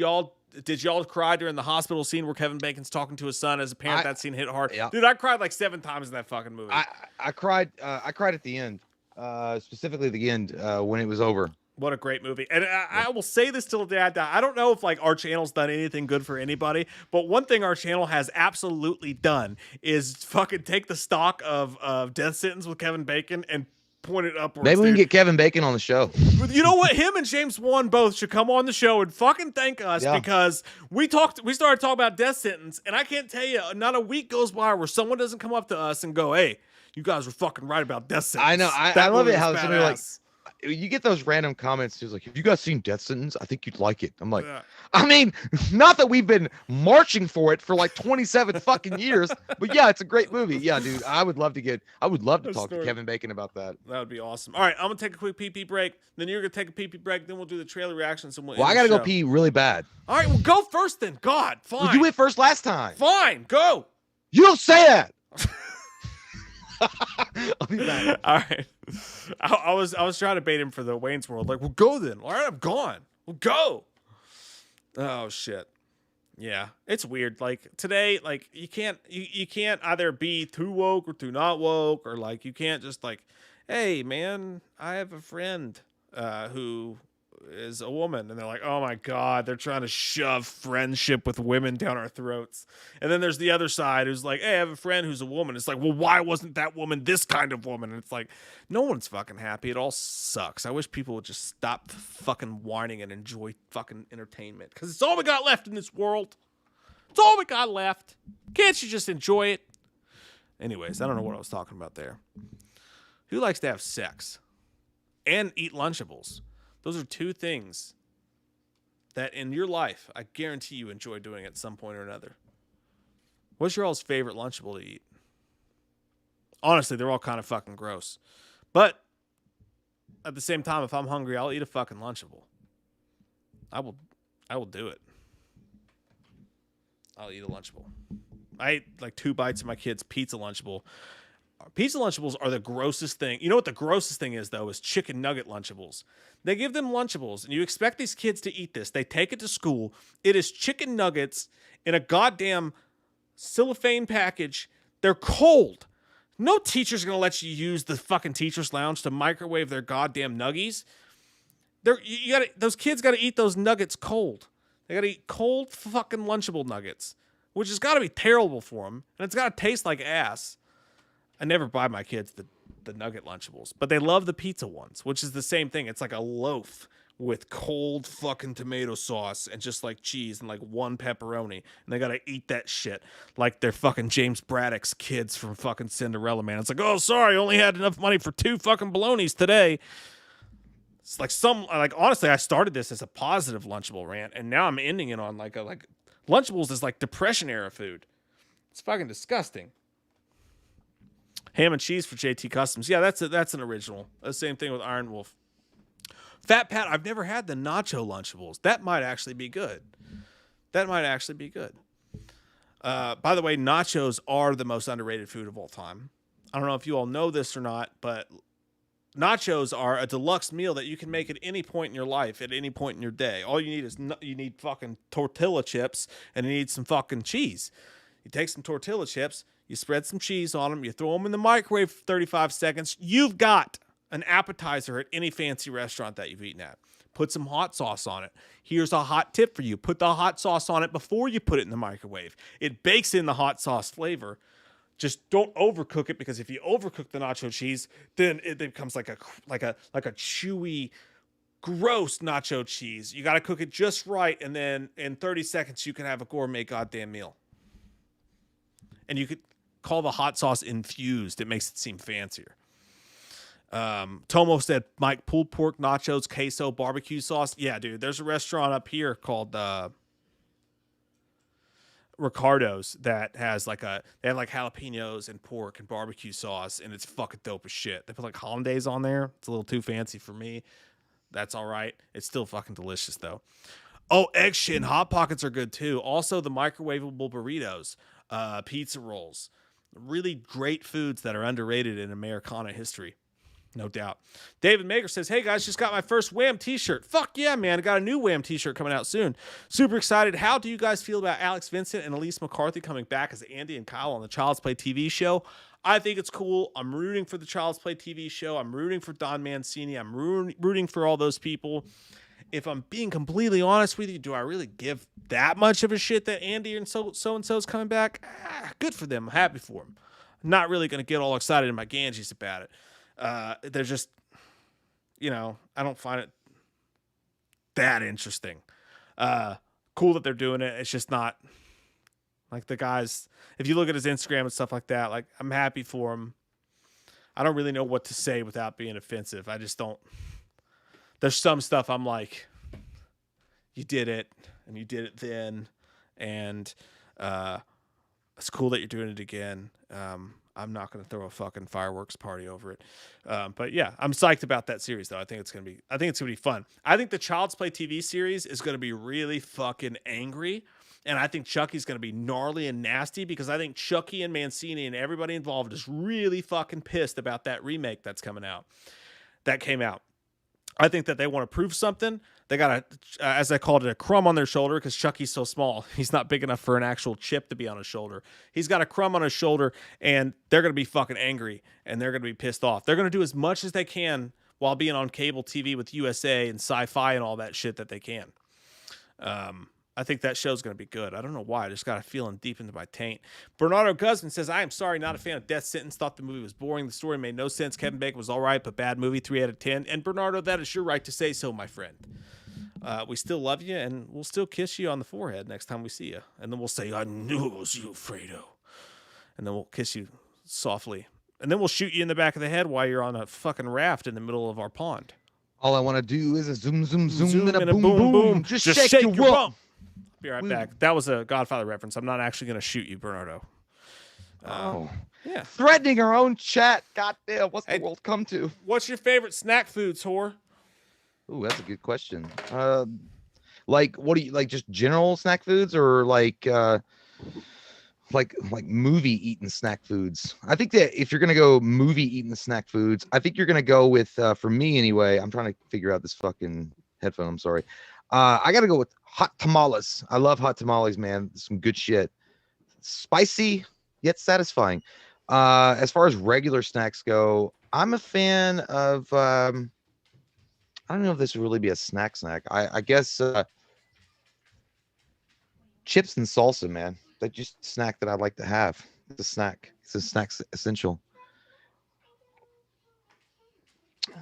But anyway, I can't even see myself on the fucking watch. It's all fucked up and broke. My phone sucks, asshole. Anyway, by the way, guys, gotta say, I've been playing, I haven't beaten it yet, been playing Spider-Man on the PlayStation 4. Whoa! What a tremendous game. Wowzer. Go gadget, fuck yeah. It's every praise that I'd heard on Google is justified. Every review that said it was astounding, spectacular, sensational, amazing, out of this world is correct, though. What a great story so far. And then after the story is done, once I beat it, I think I might go New Game Plus. I don't know. I might get crazy with it. But then again, I do want to play the Miles Morales one too as well. I do like that one.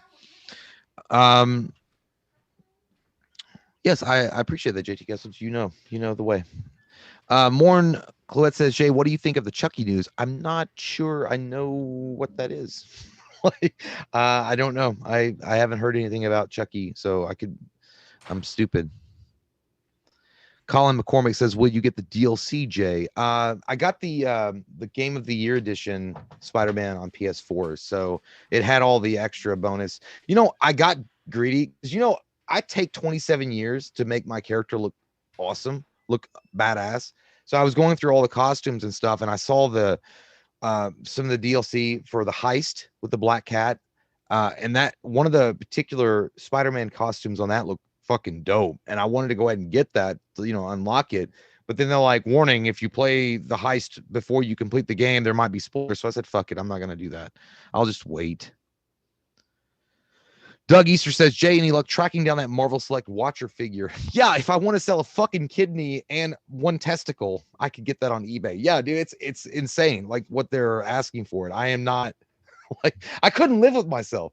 If you drop 300 hundo on an action figure, you're like, fuck me, God, what a fat geek. I couldn't live with myself. No, I haven't had any luck. I guess my best chance is to go to a flea market and hope that the little old lady with one eye that works doesn't know what she has, and I'll swipe it for her, or swipe it from her for $20. That's mean, but it's just the way of the world. Blu-ray Addict says, hey Jay, do you have a favorite Oz character? I liked them all. Well, no, there were some that I just really fucking despised. J.K. Simmons had one of the most despisable characters in that show. I think that the main guy that I liked a lot, and I can't remember his name, but the dude with the dreadlocks in the wheelchair guy, I fucking adored him. I thought he was great. I loved the idea behind each episode that he was, that he narrated the whole thing. It almost, what that Oz felt like? It felt like a journey into Dante's Inferno, where you had Virgil, in Dante's, in the story of Dante's Inferno that leads Dante through the levels of hell and explains each, what each level is or what it represents. I don't know. It's getting real deep in here, guys. Action says, I like soda. I do too. Soda is good. But yeah, gotta say, man, some wackadoo news today. And again, I'll have to look up that Chucky news. I don't know what the fudge that is. Is it good though? What's up, Imran? Imran Jabber says, what's up, Jay? What's up, man? How you feeling? You doing all right? I feel like I'm doing Martin Lawrence. Or no, is it In Living Color? What? How you feeling? What? How you doing? What? In Living Color. You guys remember In Living Color? Holy shit, that was a good shit. I love that. JT Custom says, will you and Mike do a script review for James Cameron's Spider-Man? Is that out? I wouldn't mind doing that. That'd be pretty cool. Funny enough, James Cameron, the greatest director of all time, said, that was one of the things that were left over. The fact that the organic webbing, that was James Cameron, the 100% through. And they were like, oh yeah, that's smart. Like, of course, Peter Parker can just shoot webs out, organically. He doesn't need to build the web shooters. But, to be honest, I kind of dig the web shooters because, it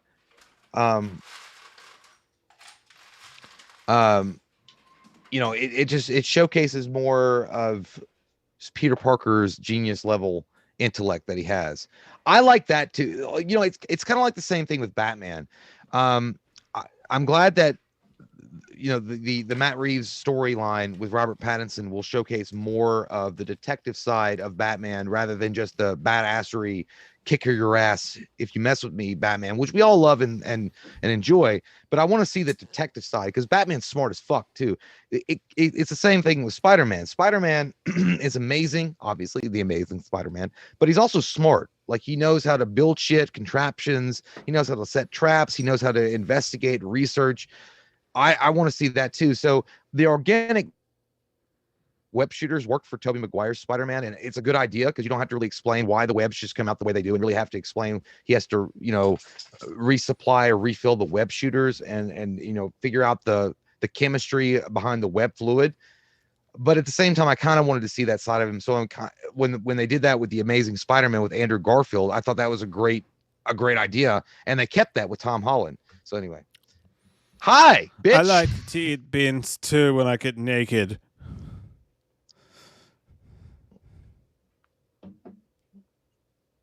Guess what I just did? Something you shouldn't do. I had a bottle. I think I've been drinking out of it the entire time. By the way, that was full of G Fuel.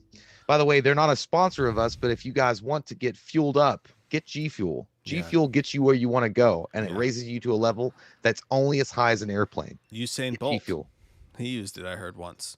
Yeah, they were talking about I'm sorry, I don't remember. They asked if we would review James Cameron's Spider-Man. I didn't know if that script was out, if it would leaked out online. I'd be down for doing that. I would love to review that script if it's out there. Gary Catlow says the top two debates, pizza with or without pineapple, and who's hotter, Jennifer Tilly or Katherine Heigl? LOL. Well, Jay and I have had it out on the Jennifer Tilly, Katherine Heigl. It got me in a little bit of trouble with the wife. I will still say absolutely Jennifer Tilly, no doubt about it, any day of the goddamn week. And pineapple on pizza is fucking delicious. Pineapple on pizza is a must. I think that to be different sometimes is to be wise. And pineapple on pizza really gets you where you need to get going. I mean, I think it tastes good, sweet and salty. It really works on the pizza. Katherine Heigl, Jennifer Tilly. Jennifer Tilly is the Slepmaster 5000 that you just feel like you're gonna get to do everything you want to do with her. Like, and we're talking about the characters, by the way, the characters from Bride of Chucky. Not I'm not. That's what I mean. Like Bride of Chucky, like you could do anything you want with her. Like up the butt, whatever you want. Like in the shower, like let's do like the lame duck. Let's do the upside down fucking cross. I don't know, just whatever sex movie you read while you sit on your lap. Whatever sex movie you read online, the Kama Sutra, she'd be willing to do. Katherine Heigl, no, she's a bitch. She was a bitch like in real life. So no, I'm not even interested. Like that's that's my ex-wife written all over it. That's all that is. That's just a hot ex-wife. But I think that your stance when we argued about that, when we did the Chucky commentary, was that you would have taken Katherine Heigl and I would have taken as far Jennifer as Tilly. if you're gonna introduce her to your parents, I'm not gonna take Jennifer Tilly from Child's Play and introduce her, be like, oh yeah, that's a good girl. I was like, no, this girl's gonna come smoking a cigarette, drinking a fucking fifth of bourbon, and be like, hey, mom and dad, I like to have sex with your son and suck his cock in the car on the way over. You guys got any beer? I don't like that. I can't do that because I was like, hey, keep your sluttiness contained in this bubble when we're at home. I don't want you doing that in the public. If you guys want to listen to something fun later, listen to the Ballad of Chasey Lane by Bloodhound Gang. That's what that reminds me of what you said. Now show them titties. But anyways, yeah, absolutely Jennifer Tilly. No doubt about it, from Texas. Hey, let's do these reactions. I got to get Katie's phone. I don't know where the fuck she just went. But you want to do Batman? Let's do Ghostbusters first, because I think most people are waiting for the Ghostbusters. Let's watch that 7-Up commercial from Speedway. You've already seen it, but I haven't, so it'll be a mix between. I appreciate your honesty, though. Well, I'm not gonna lie about it. Be like, oh, I haven't seen it, and then be like, oh, wow. Yeah, I know. Like, some people do that shit too. They watch that show like 7 times. We know quite a few people. Yeah. Hang on, I gotta wait for Kate to come back because I need to use her phone for us to do it. But hey, I do want to take a moment here to say something. I was just out in the garage for a moment, and I was thinking, while I wait for her to come back so I can use her phone. I'm awed. I'm in awe of the fact that Jay and I can come on these live streams on Wednesdays and Friday nights. And, we have plans. We have stuff we're going to talk about. We have stuff that we promote the show with, the movie news stories, the hot topics, the Halloween kills, this and that. But I got to say, man, it is fucking mind-boggling and so cool that 85% of what we do here on this show, on these live streams, is just talk shit to each other and just hang out. And like, even if we have the news to talk about and we got to get to it at certain points, 85% of the show is just us talking shit and just hanging out, and it doesn't feel like work, and it doesn't feel hard, and it doesn't feel, it feels hard, but in different ways. I just gotta say, I'm so fucking just indebted to you all, and we both are. We're so thankful that 254 people are here just to hang out with us. It's so fucking cool. Thank you all for being here tonight. 257, my good man. Mine's Let slower. me correcto you. We lost 6 while I was talking. By the way, now it's back to 252. You're right. Holy shit. And by the way, the 252 that are in here, Hallmark cards to each and every one of you. Michael fund the bill, no doubt about that. Because of that inspirational speech, achievement unlocked. Yeah. Fuck yeah. Post office, yos. Yeah, dude. We are very blessed and lucky. We've said that several fucking times in past live streams. Very happy to do this. Very fucking fortunate to be able to do this still. And you guys, you shut your fucking mouth. Did you hear my dog? When I was saying that, my dog went, because you know what he sensed? He sensed the cheesiness just breaking off my earlobe.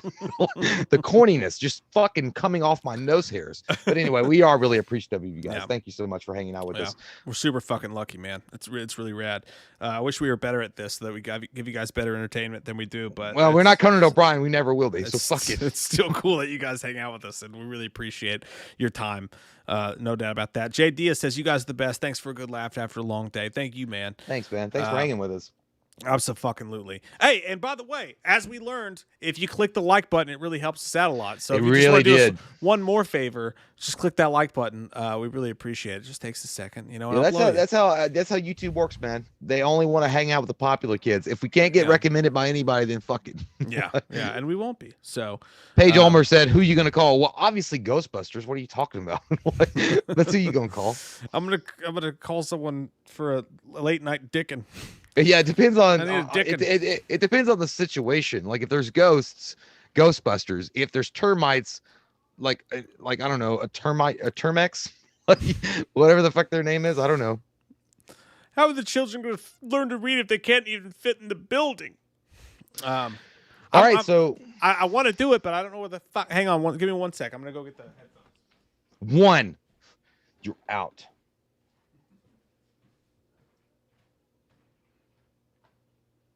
Courtney Reed just popped in and said, where is the Nightmare on Elm Street news? Courtney, it's not here.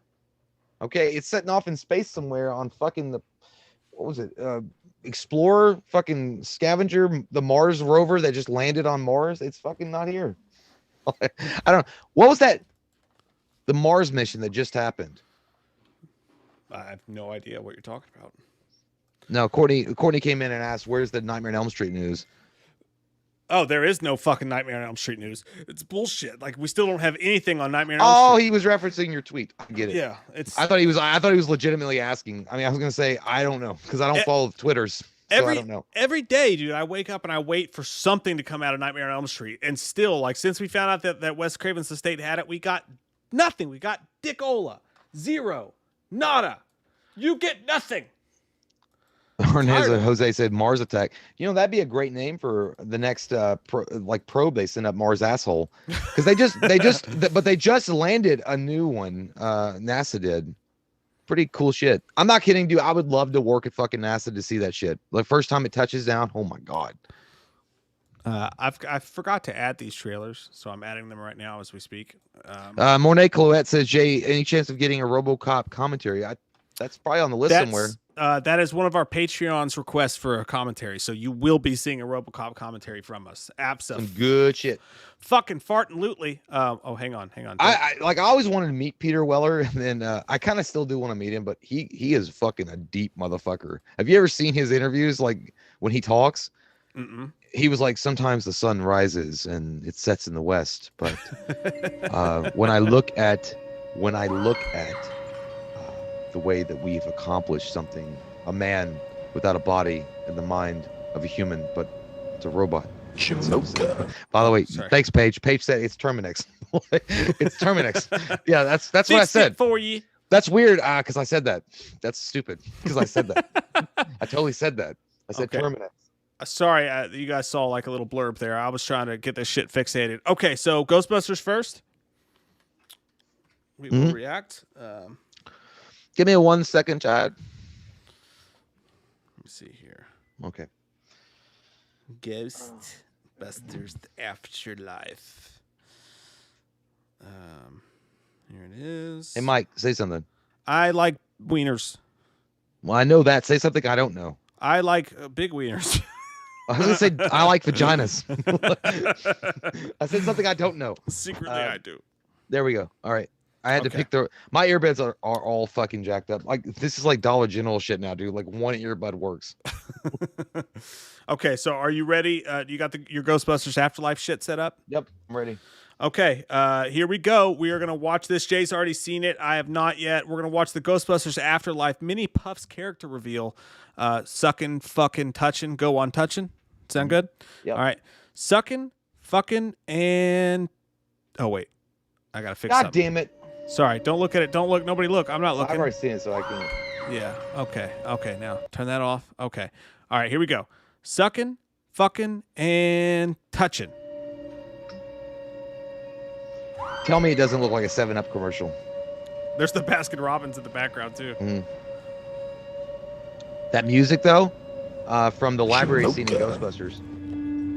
It's true. Strawberry, red velvet, blue velvet. It sounds like everybody in quarantine looking for what to eat.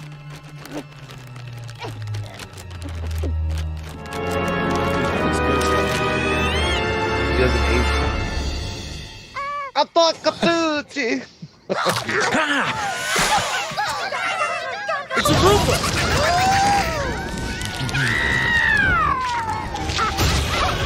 Cutest thing I ever did say. Hey, I love it, dude. Is that the whole thing? That's it. You know why I love it? That's all. I love the fact that we get, like, you know, the music in the background, obviously from Ghostbusters when they were investigating the library. I'm glad you said that. I would have recognized my it. brother thought he was St. Jerome. I would call that a big yes. But I also, did you notice that when those like little marshmallow men were running around, they were acting a fool? Did you not see, like, it kind of felt like in Gremlins when they went fucking nuts in Gremlins and they were like just like going crazy in Gremlins 2, and they were just like having a party and they were like drinking and smoking cigars. And then it also kind of reminded me of Army of Darkness. I thought that was cool shit. Some people were like, oh, this is going to replace Baby Yoda in cuteness factor. I don't know. I mean, it's really cute, But Baby Yoda is Baby Yoda, so I don't know. Well, I saw and I did see. I knew that the mini Stay Puft guy was going to be in there. Obviously, it's in the thumbnail. I didn't watch that, but it's weird, dude, because it was a little fucked up. Like it's kind of fucked up, like that they were burning each other. They were literally burning each other alive on the thing. And the Baskin Robbins in the background's funny because you remember Paul Rudd worked at Baskin Robbins and Ant-Man. Oh yeah, he did. But like the fact that they were like burning each other as s'mores and they were burning each other alive on the thing. And another thing, I saw someone mention this earlier. It's pretty interesting. Why would the Stay Puft brand still exist today after in the original Ghostbusters movie, a literal gigantic Stay Puft Marshmallow Man literally tore through the city murdering and killing people? Well, you might as well ask why the ocean comes in on tides, my good sir, because it just is. Comes with a king tide. I think that I think that was because the brand was so huge, maybe. I don't know. I feel like even in a way, because you remember in Ghostbusters 2, people, the Stay Puft Marshmallow Man, and it cost the city millions of dollars in damages, which they sued the Ghostbusters for. But either way, I feel like it almost became a joke. And Stay Puft, the brand actually benefited from it. So people probably went out more to buy the Stay Puft brand. I don't know. We're getting into a real deep dive on why the Stay Puft brand is still around, and that fucker wasn't shut down like Michael Myers. It's an interesting thought.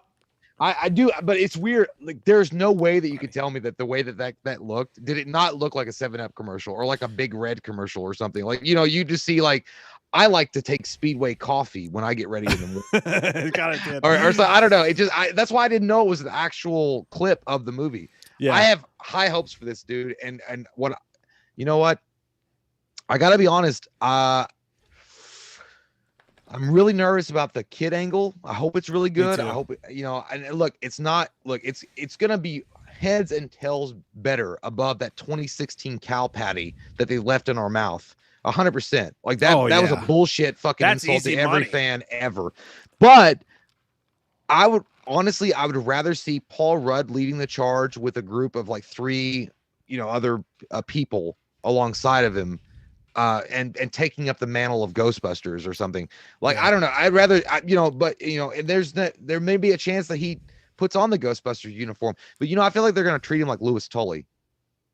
I feel like he's going to be like the next Louis Tully. Like he's going to be like Rick Moranis. He's going to be kind of a goofy, lovable guy that puts on the suit once to help him out. I would love to see Paul Rudd in a Ghostbusters uniform, though. If you're right, I would love to see that. That would be so fucking badass if at the end of the movie he decides to help. Like maybe he doesn't believe him, or like some way, but then maybe he's the only one who believes him. So he gets them together. Based on the trailer, he knows the ghost in this realm. Like other than that 2016 diarrhea that they put out, the Ghostbusters actually exist. So everybody remembers it. Everybody knows who they are. They've just been retired for a long time. And you remember in the first trailer they released, he was like, "You guys don't know who this is," and they showed the clips of the old, the first Ghostbuster movie, and like, so everybody knows who they are. So, man, I really hope that. I just get nervous, man. I don't know. I get nervous. I get nervous. I'm honestly like far less nervous after watching that tiny little clip because that was so cool and out there and fucking weird. And I noticed a lot of people in the chat were saying that it has Army of Darkness vibes, which is so fucking true. That's true. And if you think about it that way, that's a really cool thought. I'm good, Ash. No, I'm bad, Ash, and you're good, Ash. You're goody little Duchess. One of Jay and I's favorite parts from Army of Darkness, by the way, is when that skeleton goes, "Let's get out of here." He runs away. Let's get the hell out of here. Yeah, we love that scene. Yeah, dude. I don't know. I like again. It could be really good. I mean, again, the kid angle. Not excited about that. It's the Stranger Things vibe. It's been done 1,000 times. Super not. And they even have a kid from Stranger Things in it, so. Yeah, again, I think that the best casting choice you could have gone with is literally the guys from Super Troopers. I think you would have had a fucking stellar hit. Yeah. Or even taking Paul Rudd and, the guys that he runs with, Will Ferrell. What the fuck? You could pick the whole cast of Anchorman and put them in the fucking Ghostbusters. Honestly, I think that would be like the if there was one thing that was going to get us more hype than anything, it would be something like that. The cast of The Watch, Jonah Hill, Vince Vaughn, like you said, the cast from Anchorman. We always talk about Seth Rogen's, the Paul Rudds, people like that. If it was just if they really did Ghostbusters again, but did it with a new group of just like fucked up dudes, throw a girl like Kristen Wiig, actually, I think would be a really good Ghostbuster. She would be fine. Yeah, if she was a part of another team. And if you got to put some kind of representation or whatever, and Kristen Wiig would fit the bill pretty well. She's funny. She's actually got some good talent in there.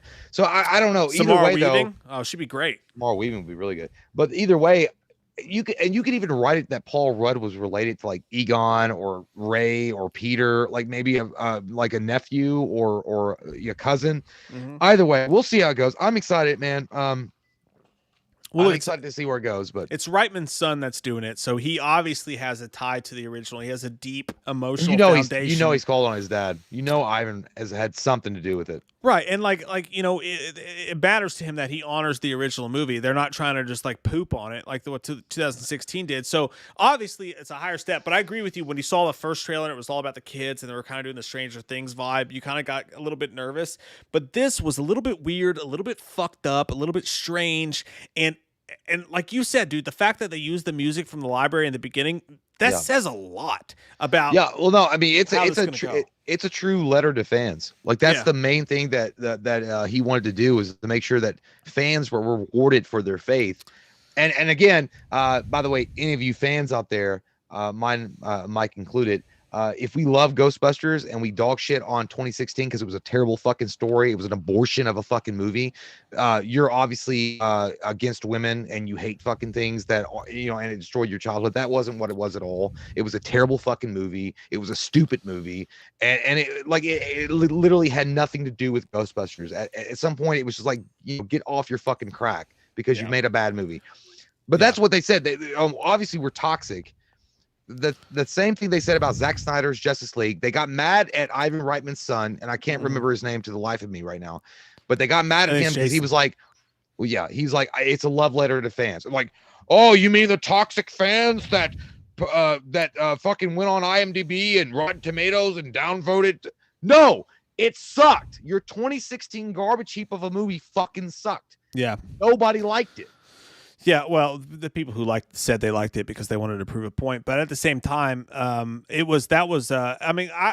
lost respect for the 2016 movie when Paul Feig came out and said, "Yes, I'm making a Ghostbusters movie, and yes, it will be all women." It's like the point of the movie should be to make a good fucking movie, not to be like, "Hey, you have to fucking like it because I made it all women, so no one could say anything bad against it, or else you're a fucking women hater." Like, just fucking make a movie for the sake of putting joy on people's faces for 2 hours and leave the fucking bullshit behind. You know what that is? Paul Feig went out and did that because he knew his movie was a fucking like goddamn canister fire. Yeah. And he knew that. So he's like, I'm going to get ahead of that and fucking say something, because now if you hate it, you're a woman hater. What you have, that's a smart fucking business move, bitch. What you have when you're the director of a movie or you're in charge of what a movie is going to be, you have the opportunity, and you should be fucking thankful you have it. You have the opportunity and the talent to put people in a movie theater for 2 hours and let them forget all the hardships going on in the world, their lives. Create experiences in the movie theater between family members, create experiences and good times for 2 hours, an escape. And when you take that opportunity, especially when it's a pre-known franchise, an IP like that, you have the opportunity and you're lucky enough to go in and do that. And you decide, instead of just trying to make people happy for 2 hours and smile, I want to fucking force my political agenda right down people's fucking throats. Yep. I lose respect for you as a director, and I don't think that you should have gotten that opportunity. But that being said, that movie's gone to the dirt. That was the main thing. I think that most people agreed with that. I think that most people wanted to go see a good Ghostbusters movie when they realized that a new Ghostbusters movie was coming out. I really don't think people would have given a shit about the women angle or whatever. I don't. I'd have been fine with it being women. I just don't want that to be the point. I think the fact that you came out to announce it, like the tampon that you are, and the Hollywood elite that you are, because you were trying to get backpats on Twitter, and you were trying to be like, look how woke I am, y'all. Look how sensitive I am to everything. Congratulations. That's what happened. Guess what? You just took a dildo in the butt and you sank your movie, because right when you said that, listen, not everybody's on Twitter, motherfucker. Not real. Like, there's a lot of fans that aren't on all those fucking social medias that interact with you. You fucking killed your own movie before it even started. Yeah. That's what you got to realize. Twitter, Instagram, all these social media platforms, not representative. It's the story of the day for 24 hours, and then it's gone in the wind. If you'd have made a movie to make a good movie, it would have lasted forever. Right. But you played yourself, you trended for a day, and then you made a movie that everybody's going to forget. Yeah, let me get on a hashtag, because I feel like that's popular, because that's what these bitches do in Hollywood. If it's popular to do it, everybody jumps on the bandwagon. And trust me, I know real fucking people that have done that. They jump on the bandwagon like, oh my God, yes, this is the greatest thing I've ever seen in my life. No, it's not. It's the stupidest thing you've ever seen in your life, but you're a fucking sheep and you're led by the nose, and that's popular to do. That's what he did. He said, I'm going to get extra credit by going on there and pretending to be an asshole. Hey. And by the way, what's Paul Feig doing right now? What's he got in the pipeline? By the way, Twitter, Instagram, Facebook, all that bullshit, it does not represent the goddamn community that love these films and have supported them over the fucking generations. By the way, you might want to go ahead and look. There's a new research that just came out. The people, they try to make a fucking claim that The Last Jedi, that the tweets were actually positive. The tweets were actually positive, and that this was a cover-up, and that people actually like the movie. No, motherfucker, you smoked too much crack up your grandma's asshole. That's not true at all. The real fans of Star Wars and you fucking tanked the company based on a few bullshit Twitter people. That's your fucking goal. You get Twitter and you get Instagram and you get these little fucking idiots, these little cockroaches in the fucking social media network that somehow control your destiny, and you listen to them. That's what I hate the most, dude. That's honestly what I hate the most. Like, it's like the studios forgot who the fuck are paying to keep their product alive. Hey, anybody that jumps on board with that and hashtags this and hashtags that on those particular instances are the dumbest, most easily led fuckers I've ever seen in my life. I could sell you fucking a ketchup popsicle.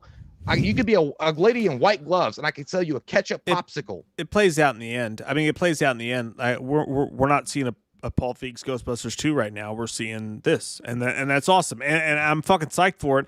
And again, I hope they don't play too much into the Stranger Things nostalgia angle. I hope they try to make their own movie out of it. But so far, so good. I like this weird little Paul Rudd short way better than I like the trailer even. I thought that was like really fun.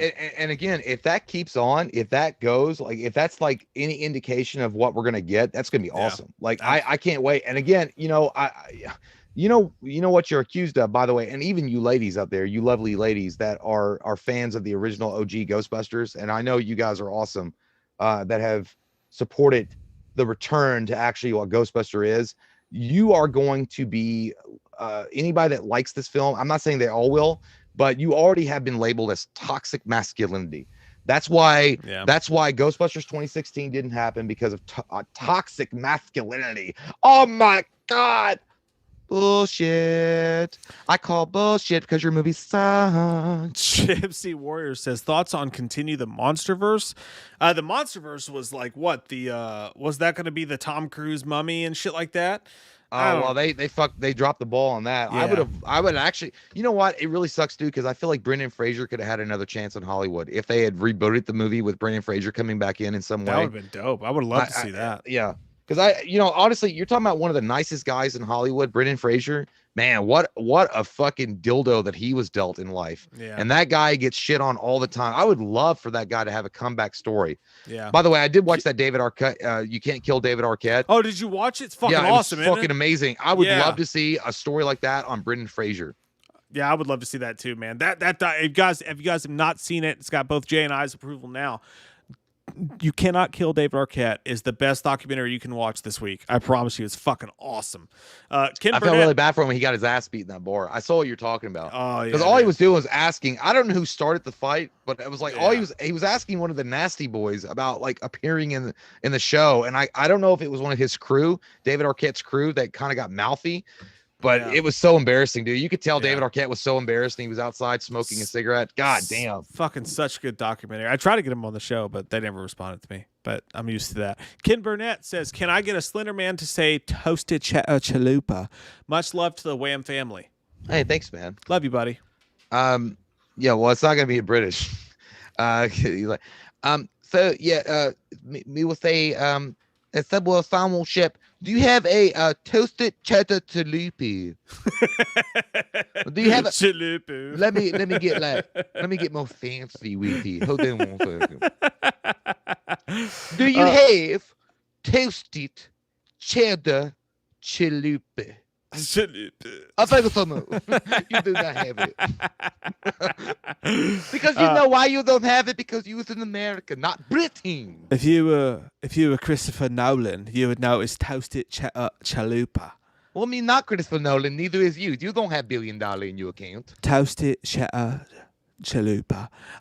Phantom Film says dollar store Tommy Doyle in a Ghostbusters suit. Hey, you know, honestly, I guess, right? I think it's a Tommy Boy. You imagine Chris Farley would have been a really good Ghostbuster. God, dude, I would love to see Chris Farley as do you imagine this old school Chris Farley? Right listen, Chris Farley. Yep. Chris Rock.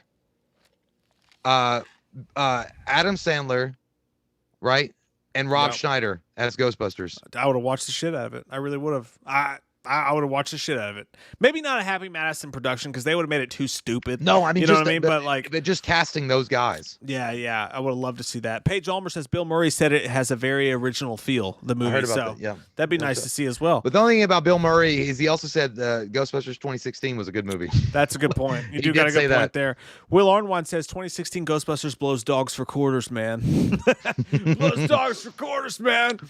You know, Ghostbusters 2016 is fucking finger cuffs. Go look it up. Fucking finger cuffs. Bernardo Guzman Jr. says, I might get hate, but I really like Ghostbusters 2016. I thought it was really funny. And to be honest, when it comes on, I watch 8 out of 10. Hey, I'm happy for anybody that likes it. I mean, we're not hating on anybody that enjoyed it. I mean, you can enjoy it, like, for sure. I mean, I'm just saying, like, the way that it was handled in the press and the way that Paul Feig especially came out and acted like this superior than thou attitude. And if you didn't like it, then you were somehow a piece of shit that didn't support women.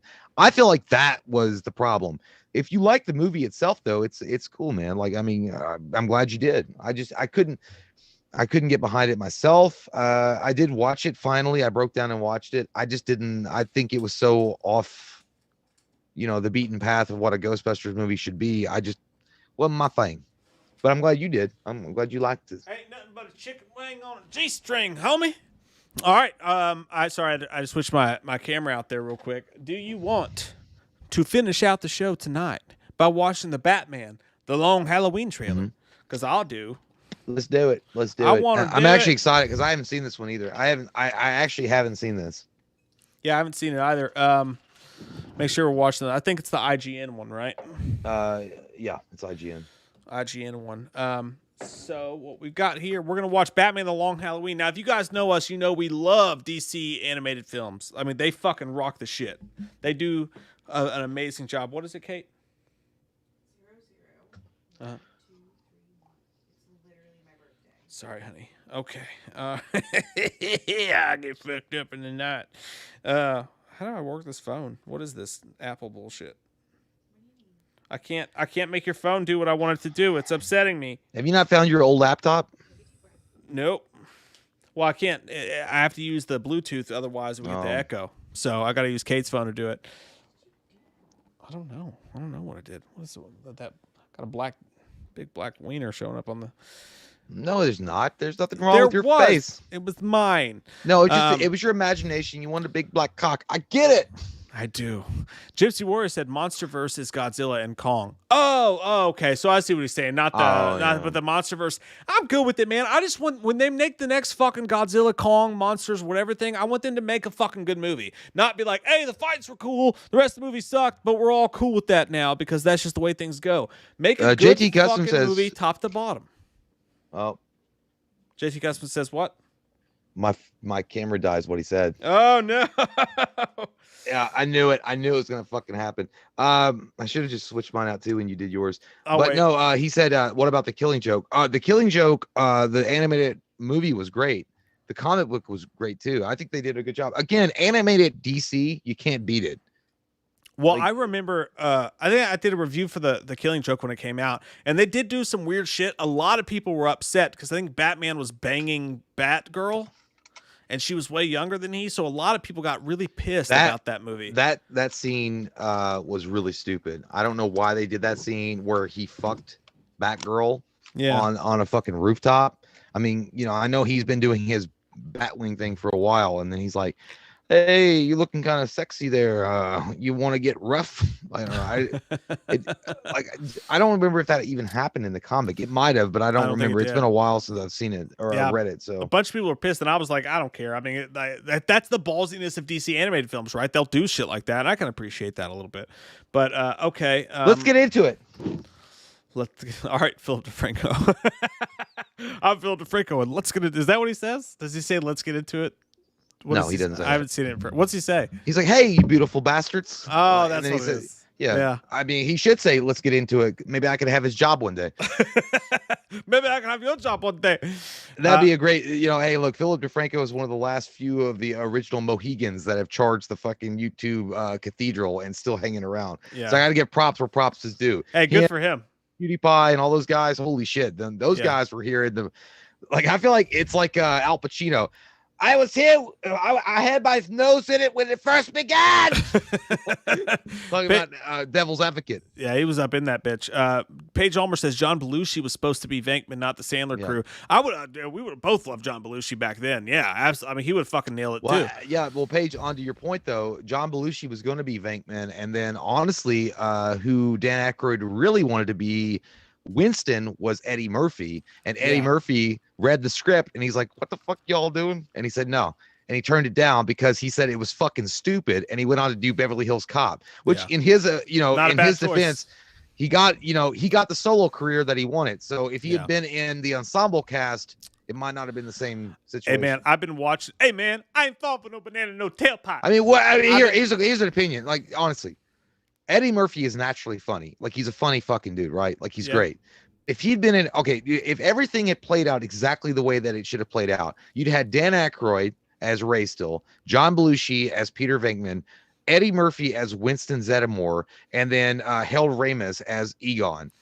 Now, do you think that Eddie Murphy's career still goes off on the goddamn maximum catapult that it did in an ensemble cast like that, or no?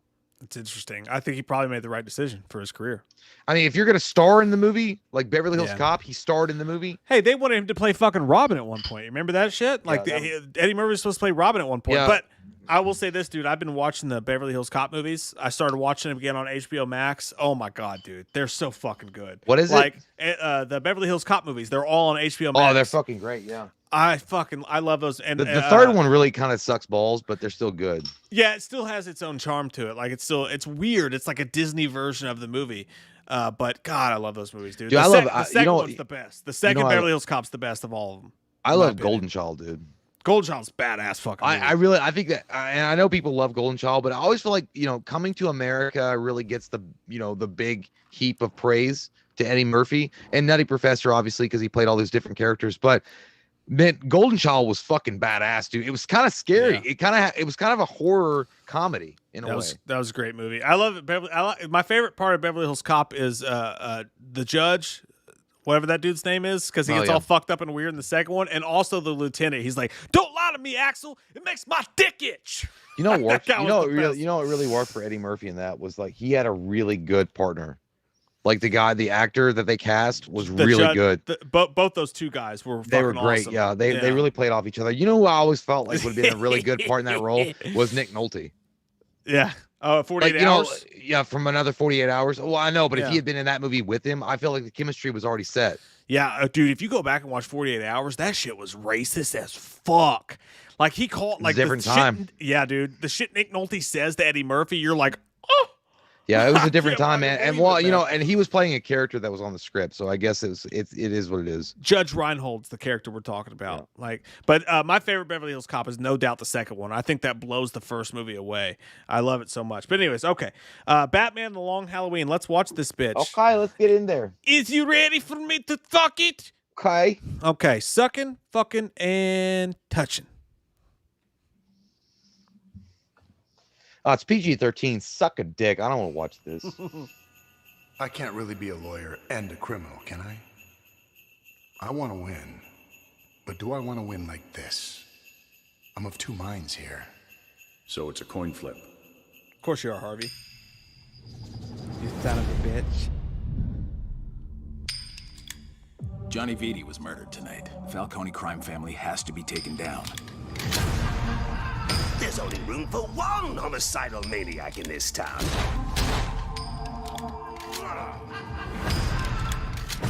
Stupid. Why are you running? You could use a little fun.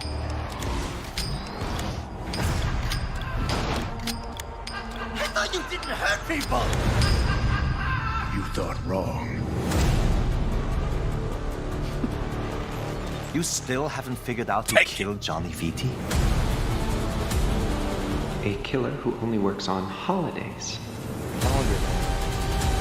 There's lots of crazy out there. Untapped potential right there. Solomon Grundy. Once I take him out, things are going to be different. We can start a family. The city is fallen, Alfred. Then we must endeavor to lift it up again.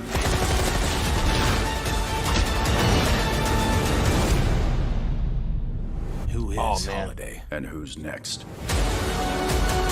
Yeah. It's going to be another classic DC awesome animated movie. Like 100%. Again, man, DC, they can do. They're the Noxucal of the animated movies. That is what they is. That's what they is. There's like, how come you catch him but not me? Dave Johnson said, "Swear to me." I think that look, man, it's gonna be good. It's been a while since I've actually read the graphic novel of The Long Halloween, but I do remember liking it. Actually, it was so popular that in the Arkham games, you can select. I think Catwoman's costume is the Long Halloween Catwoman costume because it was so popular in you know everyday life as far as people reading it. But yeah, man, it looks good.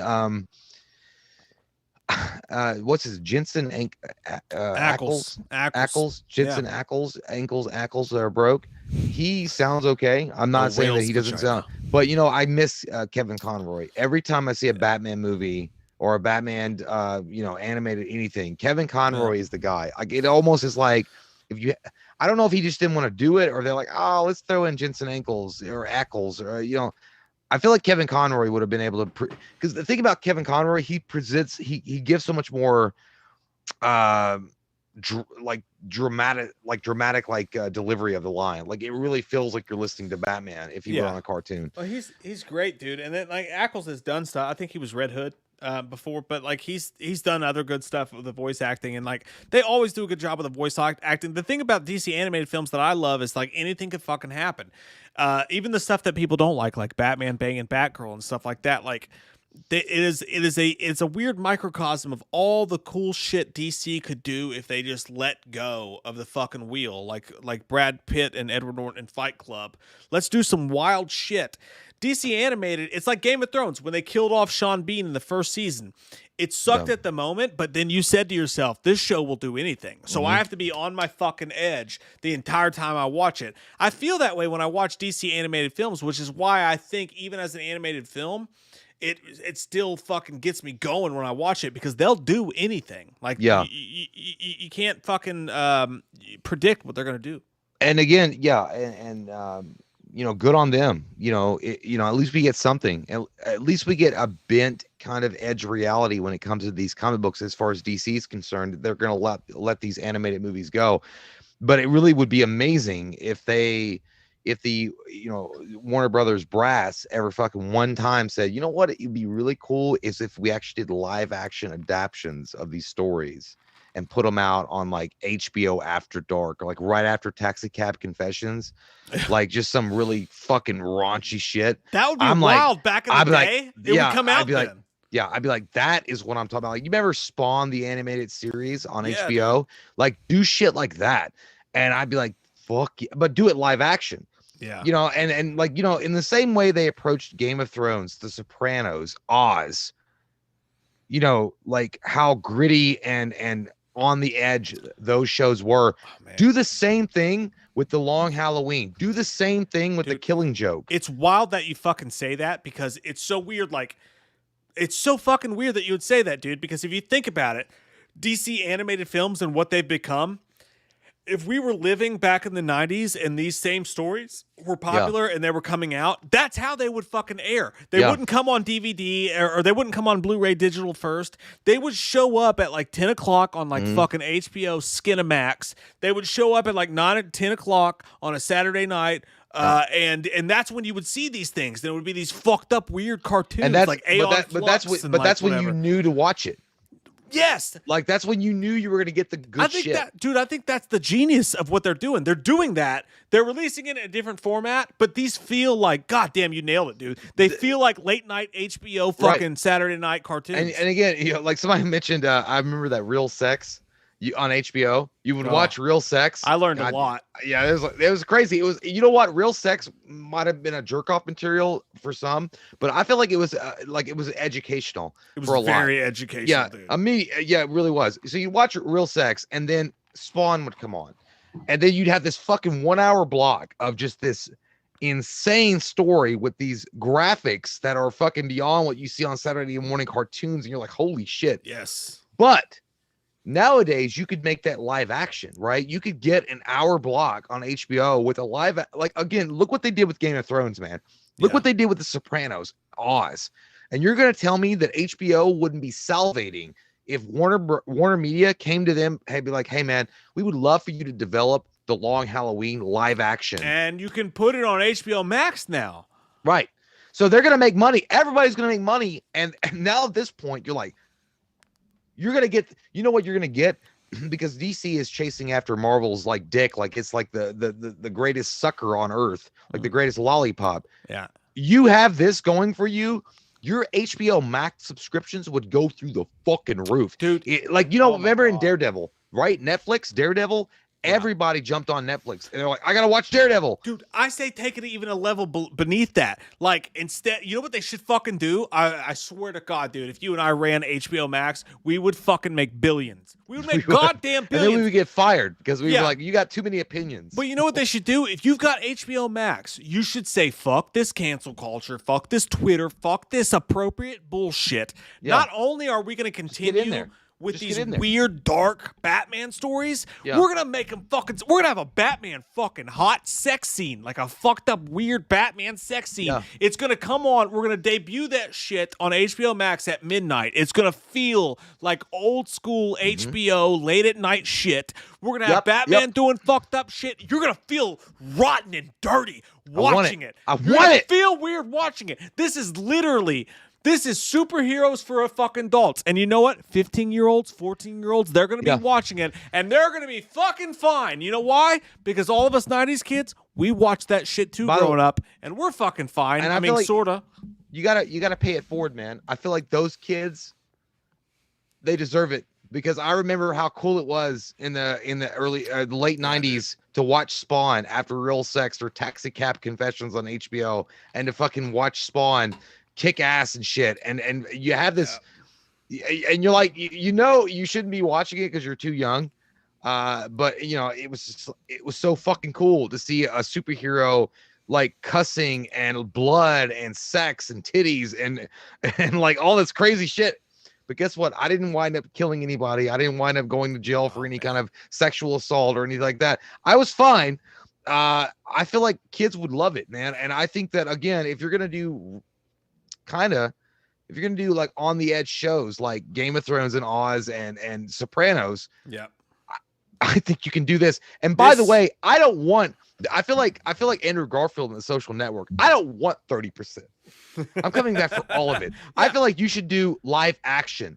if you're gonna pump the money into live action films or shows like Game of Thrones and what I've mentioned, dude, why not pump the money in? Oh my God, the fucking DC universe on a Game of Thrones scale of fucked up, sexy, hot, violent, fucked up shit. If you do that, do you understand how fucking big that shit would be? It'd be if huge. you Sopranos the fucking DC universe, and you only put it on late night HBO Max, and tell it from the story of Bruce Wayne.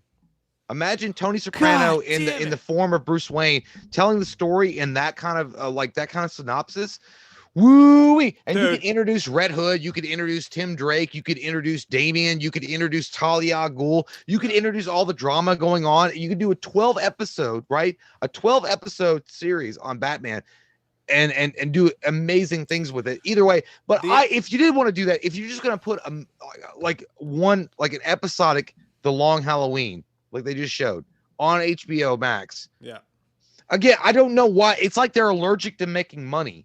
Like it's like you're allergic to making money, because if you were out there on Twitter or Facebook or wherever the fuck you were promoting this, people would flock. They would fucking flock. You wouldn't even have to promote it. You wouldn't even have to promote it. You air this shit at fucking midnight, and you have a fucked up fucking sexual R-rated disgusting Batman whatever storyline on Saturday night. It's gonna cause such a fucking firestorm between people who are angry about it and people who fucking love it and people who feel like it's old school 90s Skinamax. It would go fucking nuts. And here's the deal. Like, here's the thing, dude. Like, there's a pendulum, and everything's built on a pendulum. The pendulum goes up, and it goes the other fucking way. Marvel took the pendulum with Endgame, and Endgame, that pendulum was way the fuck up here, okay? It's gonna swing back the other way. I guarantee you, I shit you not. As much as everyone loves and adores Marvel and what they're doing and the Endgame and all that shit, it was at its peak. That bitch is going to swing the other way. And trust me when I tell you that eventually people are going to crave the dark side of this. They're going to crave that. And if you get out ahead of that and you fucking blow those doors open before anybody knows they want it, oh my God, dude, it would be the biggest fucking thing since sliced bread. Again, we'll see what happens, man. Wow. But if I were in charge of the executives over there, that's the first thing I would have done. I would take a chance. No, if I had like a platform like HBO Max, you'd see less and less of the. I'd still put out animated movies, but I would start adapting them into live action, like hardcore, like episodic flicks on HBO Max, like a series only on HBO Max, only available here. Now, imagine to yourself, you're just. I'm not sure about HBO Max. I'm not sure. And then you see The Long Halloween is going to get a rated R treatment on HBO Max live action, or they're going to do The Killing Joke on HBO Max live action. Yeah. And it's going to be like an 8-episode arc.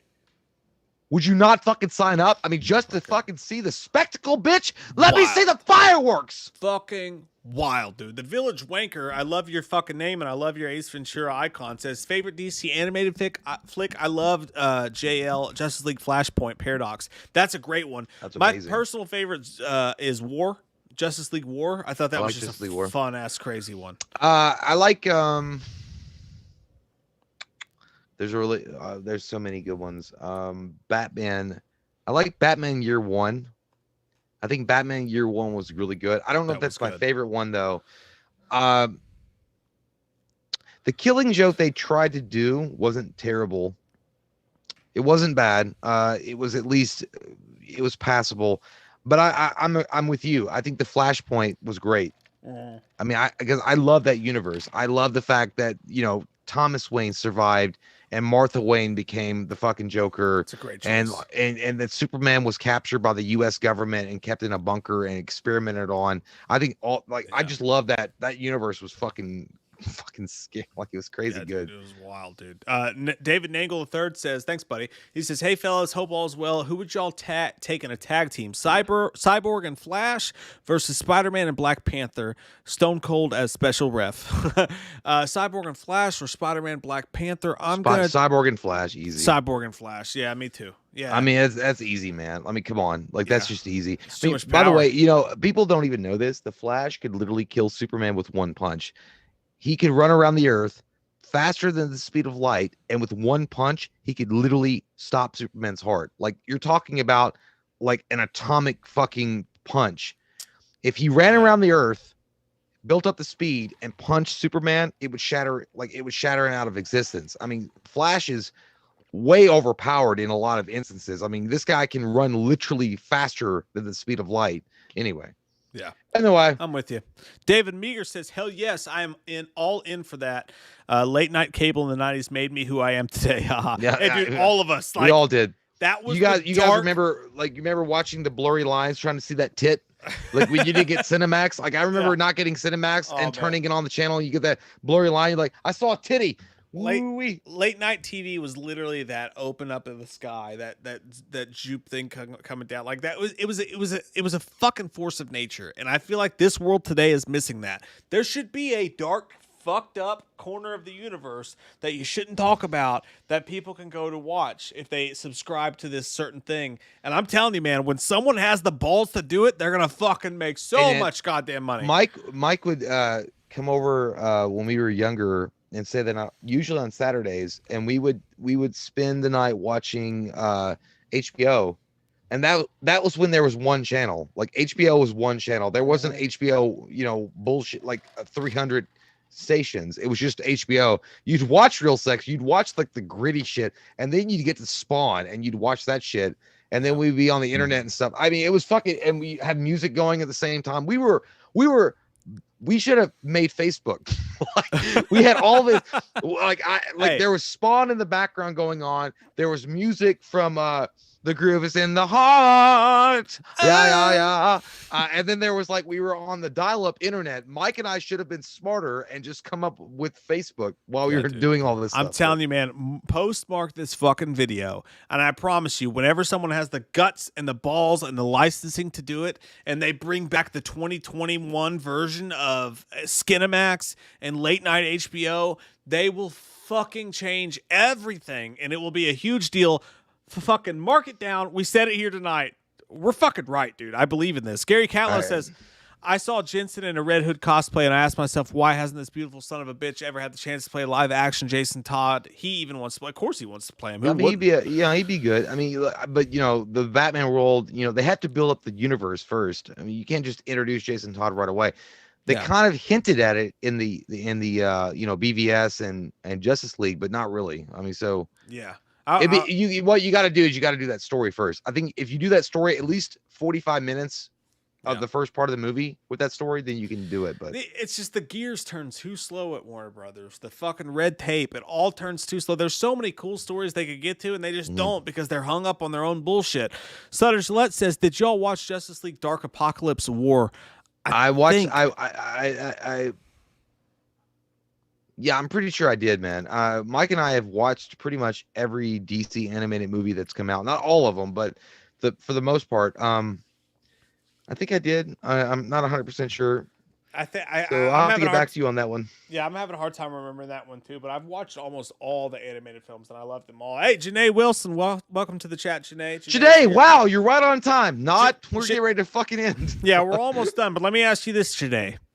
Hear us out, okay? A late night. Do you remember, Janae, do you remember late night back in the day? Skinamax, HBO, late at night, Real Sex, all that shit like that. Taxi Cab Confessions. All that. What Jay and I are proposing to the world right now, Janae, is that we bring that back. Bring back superheroes, bring back all these cool properties, whether you do it animated or live action, at late at night on HBO Max. They premiere a new episode at 12 or 1 a.m. and it's weird, fucked up, sexual superhero, dark, R-rated, maybe NC-17, really fucked up, crazy shit. Bring back that, and I think the world will explode. There will be people angry about it, but they'll still be talking about it. Everybody else will love it. I think it'll change the entire fucking game from this PC, scared to do anything sexual or nasty. Yeah, you guys are right. You guys go back and timestamp this when me and Mike start talking about this, okay? Yeah, and you guys remember the first fucking people that talked about this because it's going to happen. Yeah, all right. What's the fucking royalty it's not it's not even it's not a question. It's not a fucking statement. It's not a guess. It's a reality. Okay. Yeah. The reason why Spawn, the animated series, and Alan McElroy will tell you, great fucking dude. We interviewed him. He understands. Yeah. We understand. Spawn, the animated series, did so well because it was late night television. If HBO Max really wants to get a handle on the situation, you got to bring that shit back. Yeah. If you bring that back and you don't release it at 3 o'clock in the morning, because that's what they've been doing on some of their flicks. You release it at 12 o'clock. Okay. And I also want to see Real Sex back, and I want to see Taxi Cab Confessions 28,000. I want to see all of it. Yeah. Because here's the thing, when you got a boner and you watch those, and then you knew like the new episode of Spawn was coming on, it was like the best of both worlds. I learned so much about sex that I'll never be able to like expel from my mind from watching late night HBO. And Janae gives us her support. She says, I support the After Hours Uncut. She says, I didn't know I wanted this until now. So let it be so. I'm telling you all, we are telling you all, this is the future. And when someone does it, they will make a fuck ton of money. And I hope to God that we can show them this video and be like, hey, can we have like $8? Please? Or at least a job. Can we get a job? Yeah, can we like sweep your floors? Yeah, let's get a job, because by then we'll be too old and bald to be doing this channel anymore. JD says, sounds like a good time for show. Have a great night, you sexy boys. Hey, thanks so much. We gonna peace out pretty soon. We gotta go. On that note, you all have a sexy fucking sexual butt sex touching night tonight. And too. the only reason why we're piecing out right now is because we're getting drunk. Yeah, we are, and we both got. And we need to go. We need to go and reevaluate our lives. I gotta go, Wayne. I need to run away. I have to go away. This is fun. Hey, everybody's hanging out. This is 235 people still hanging out after I can't all this believe time. it. Yeah, it's cool. I said it earlier. I want to re-reference that now. We are so lucky to have you guys give a fuck about our opinions and to hear us talk shit. It's so cool that almost as a job, we get to do this and just talk shit and hang out, and you guys join us. We're fucking lucky. We're the luckiest guys in the world. We thank you all so much for taking the time on your Wednesday night to hang out with us. Really, really appreciate you all. Thank you so much. Peace. And we'll see you guys Friday night. We'll be back Friday night, 9 p.m. Derek Beeves like, fine, bye, dang it, you asshole. God damn it, I want to have sex with my aunt. Bye, guys. We'll see you soon. Bye, guys. We love you. Always and forever, I want to touch you with a feather. I want to kiss you on your ear. End it, yo.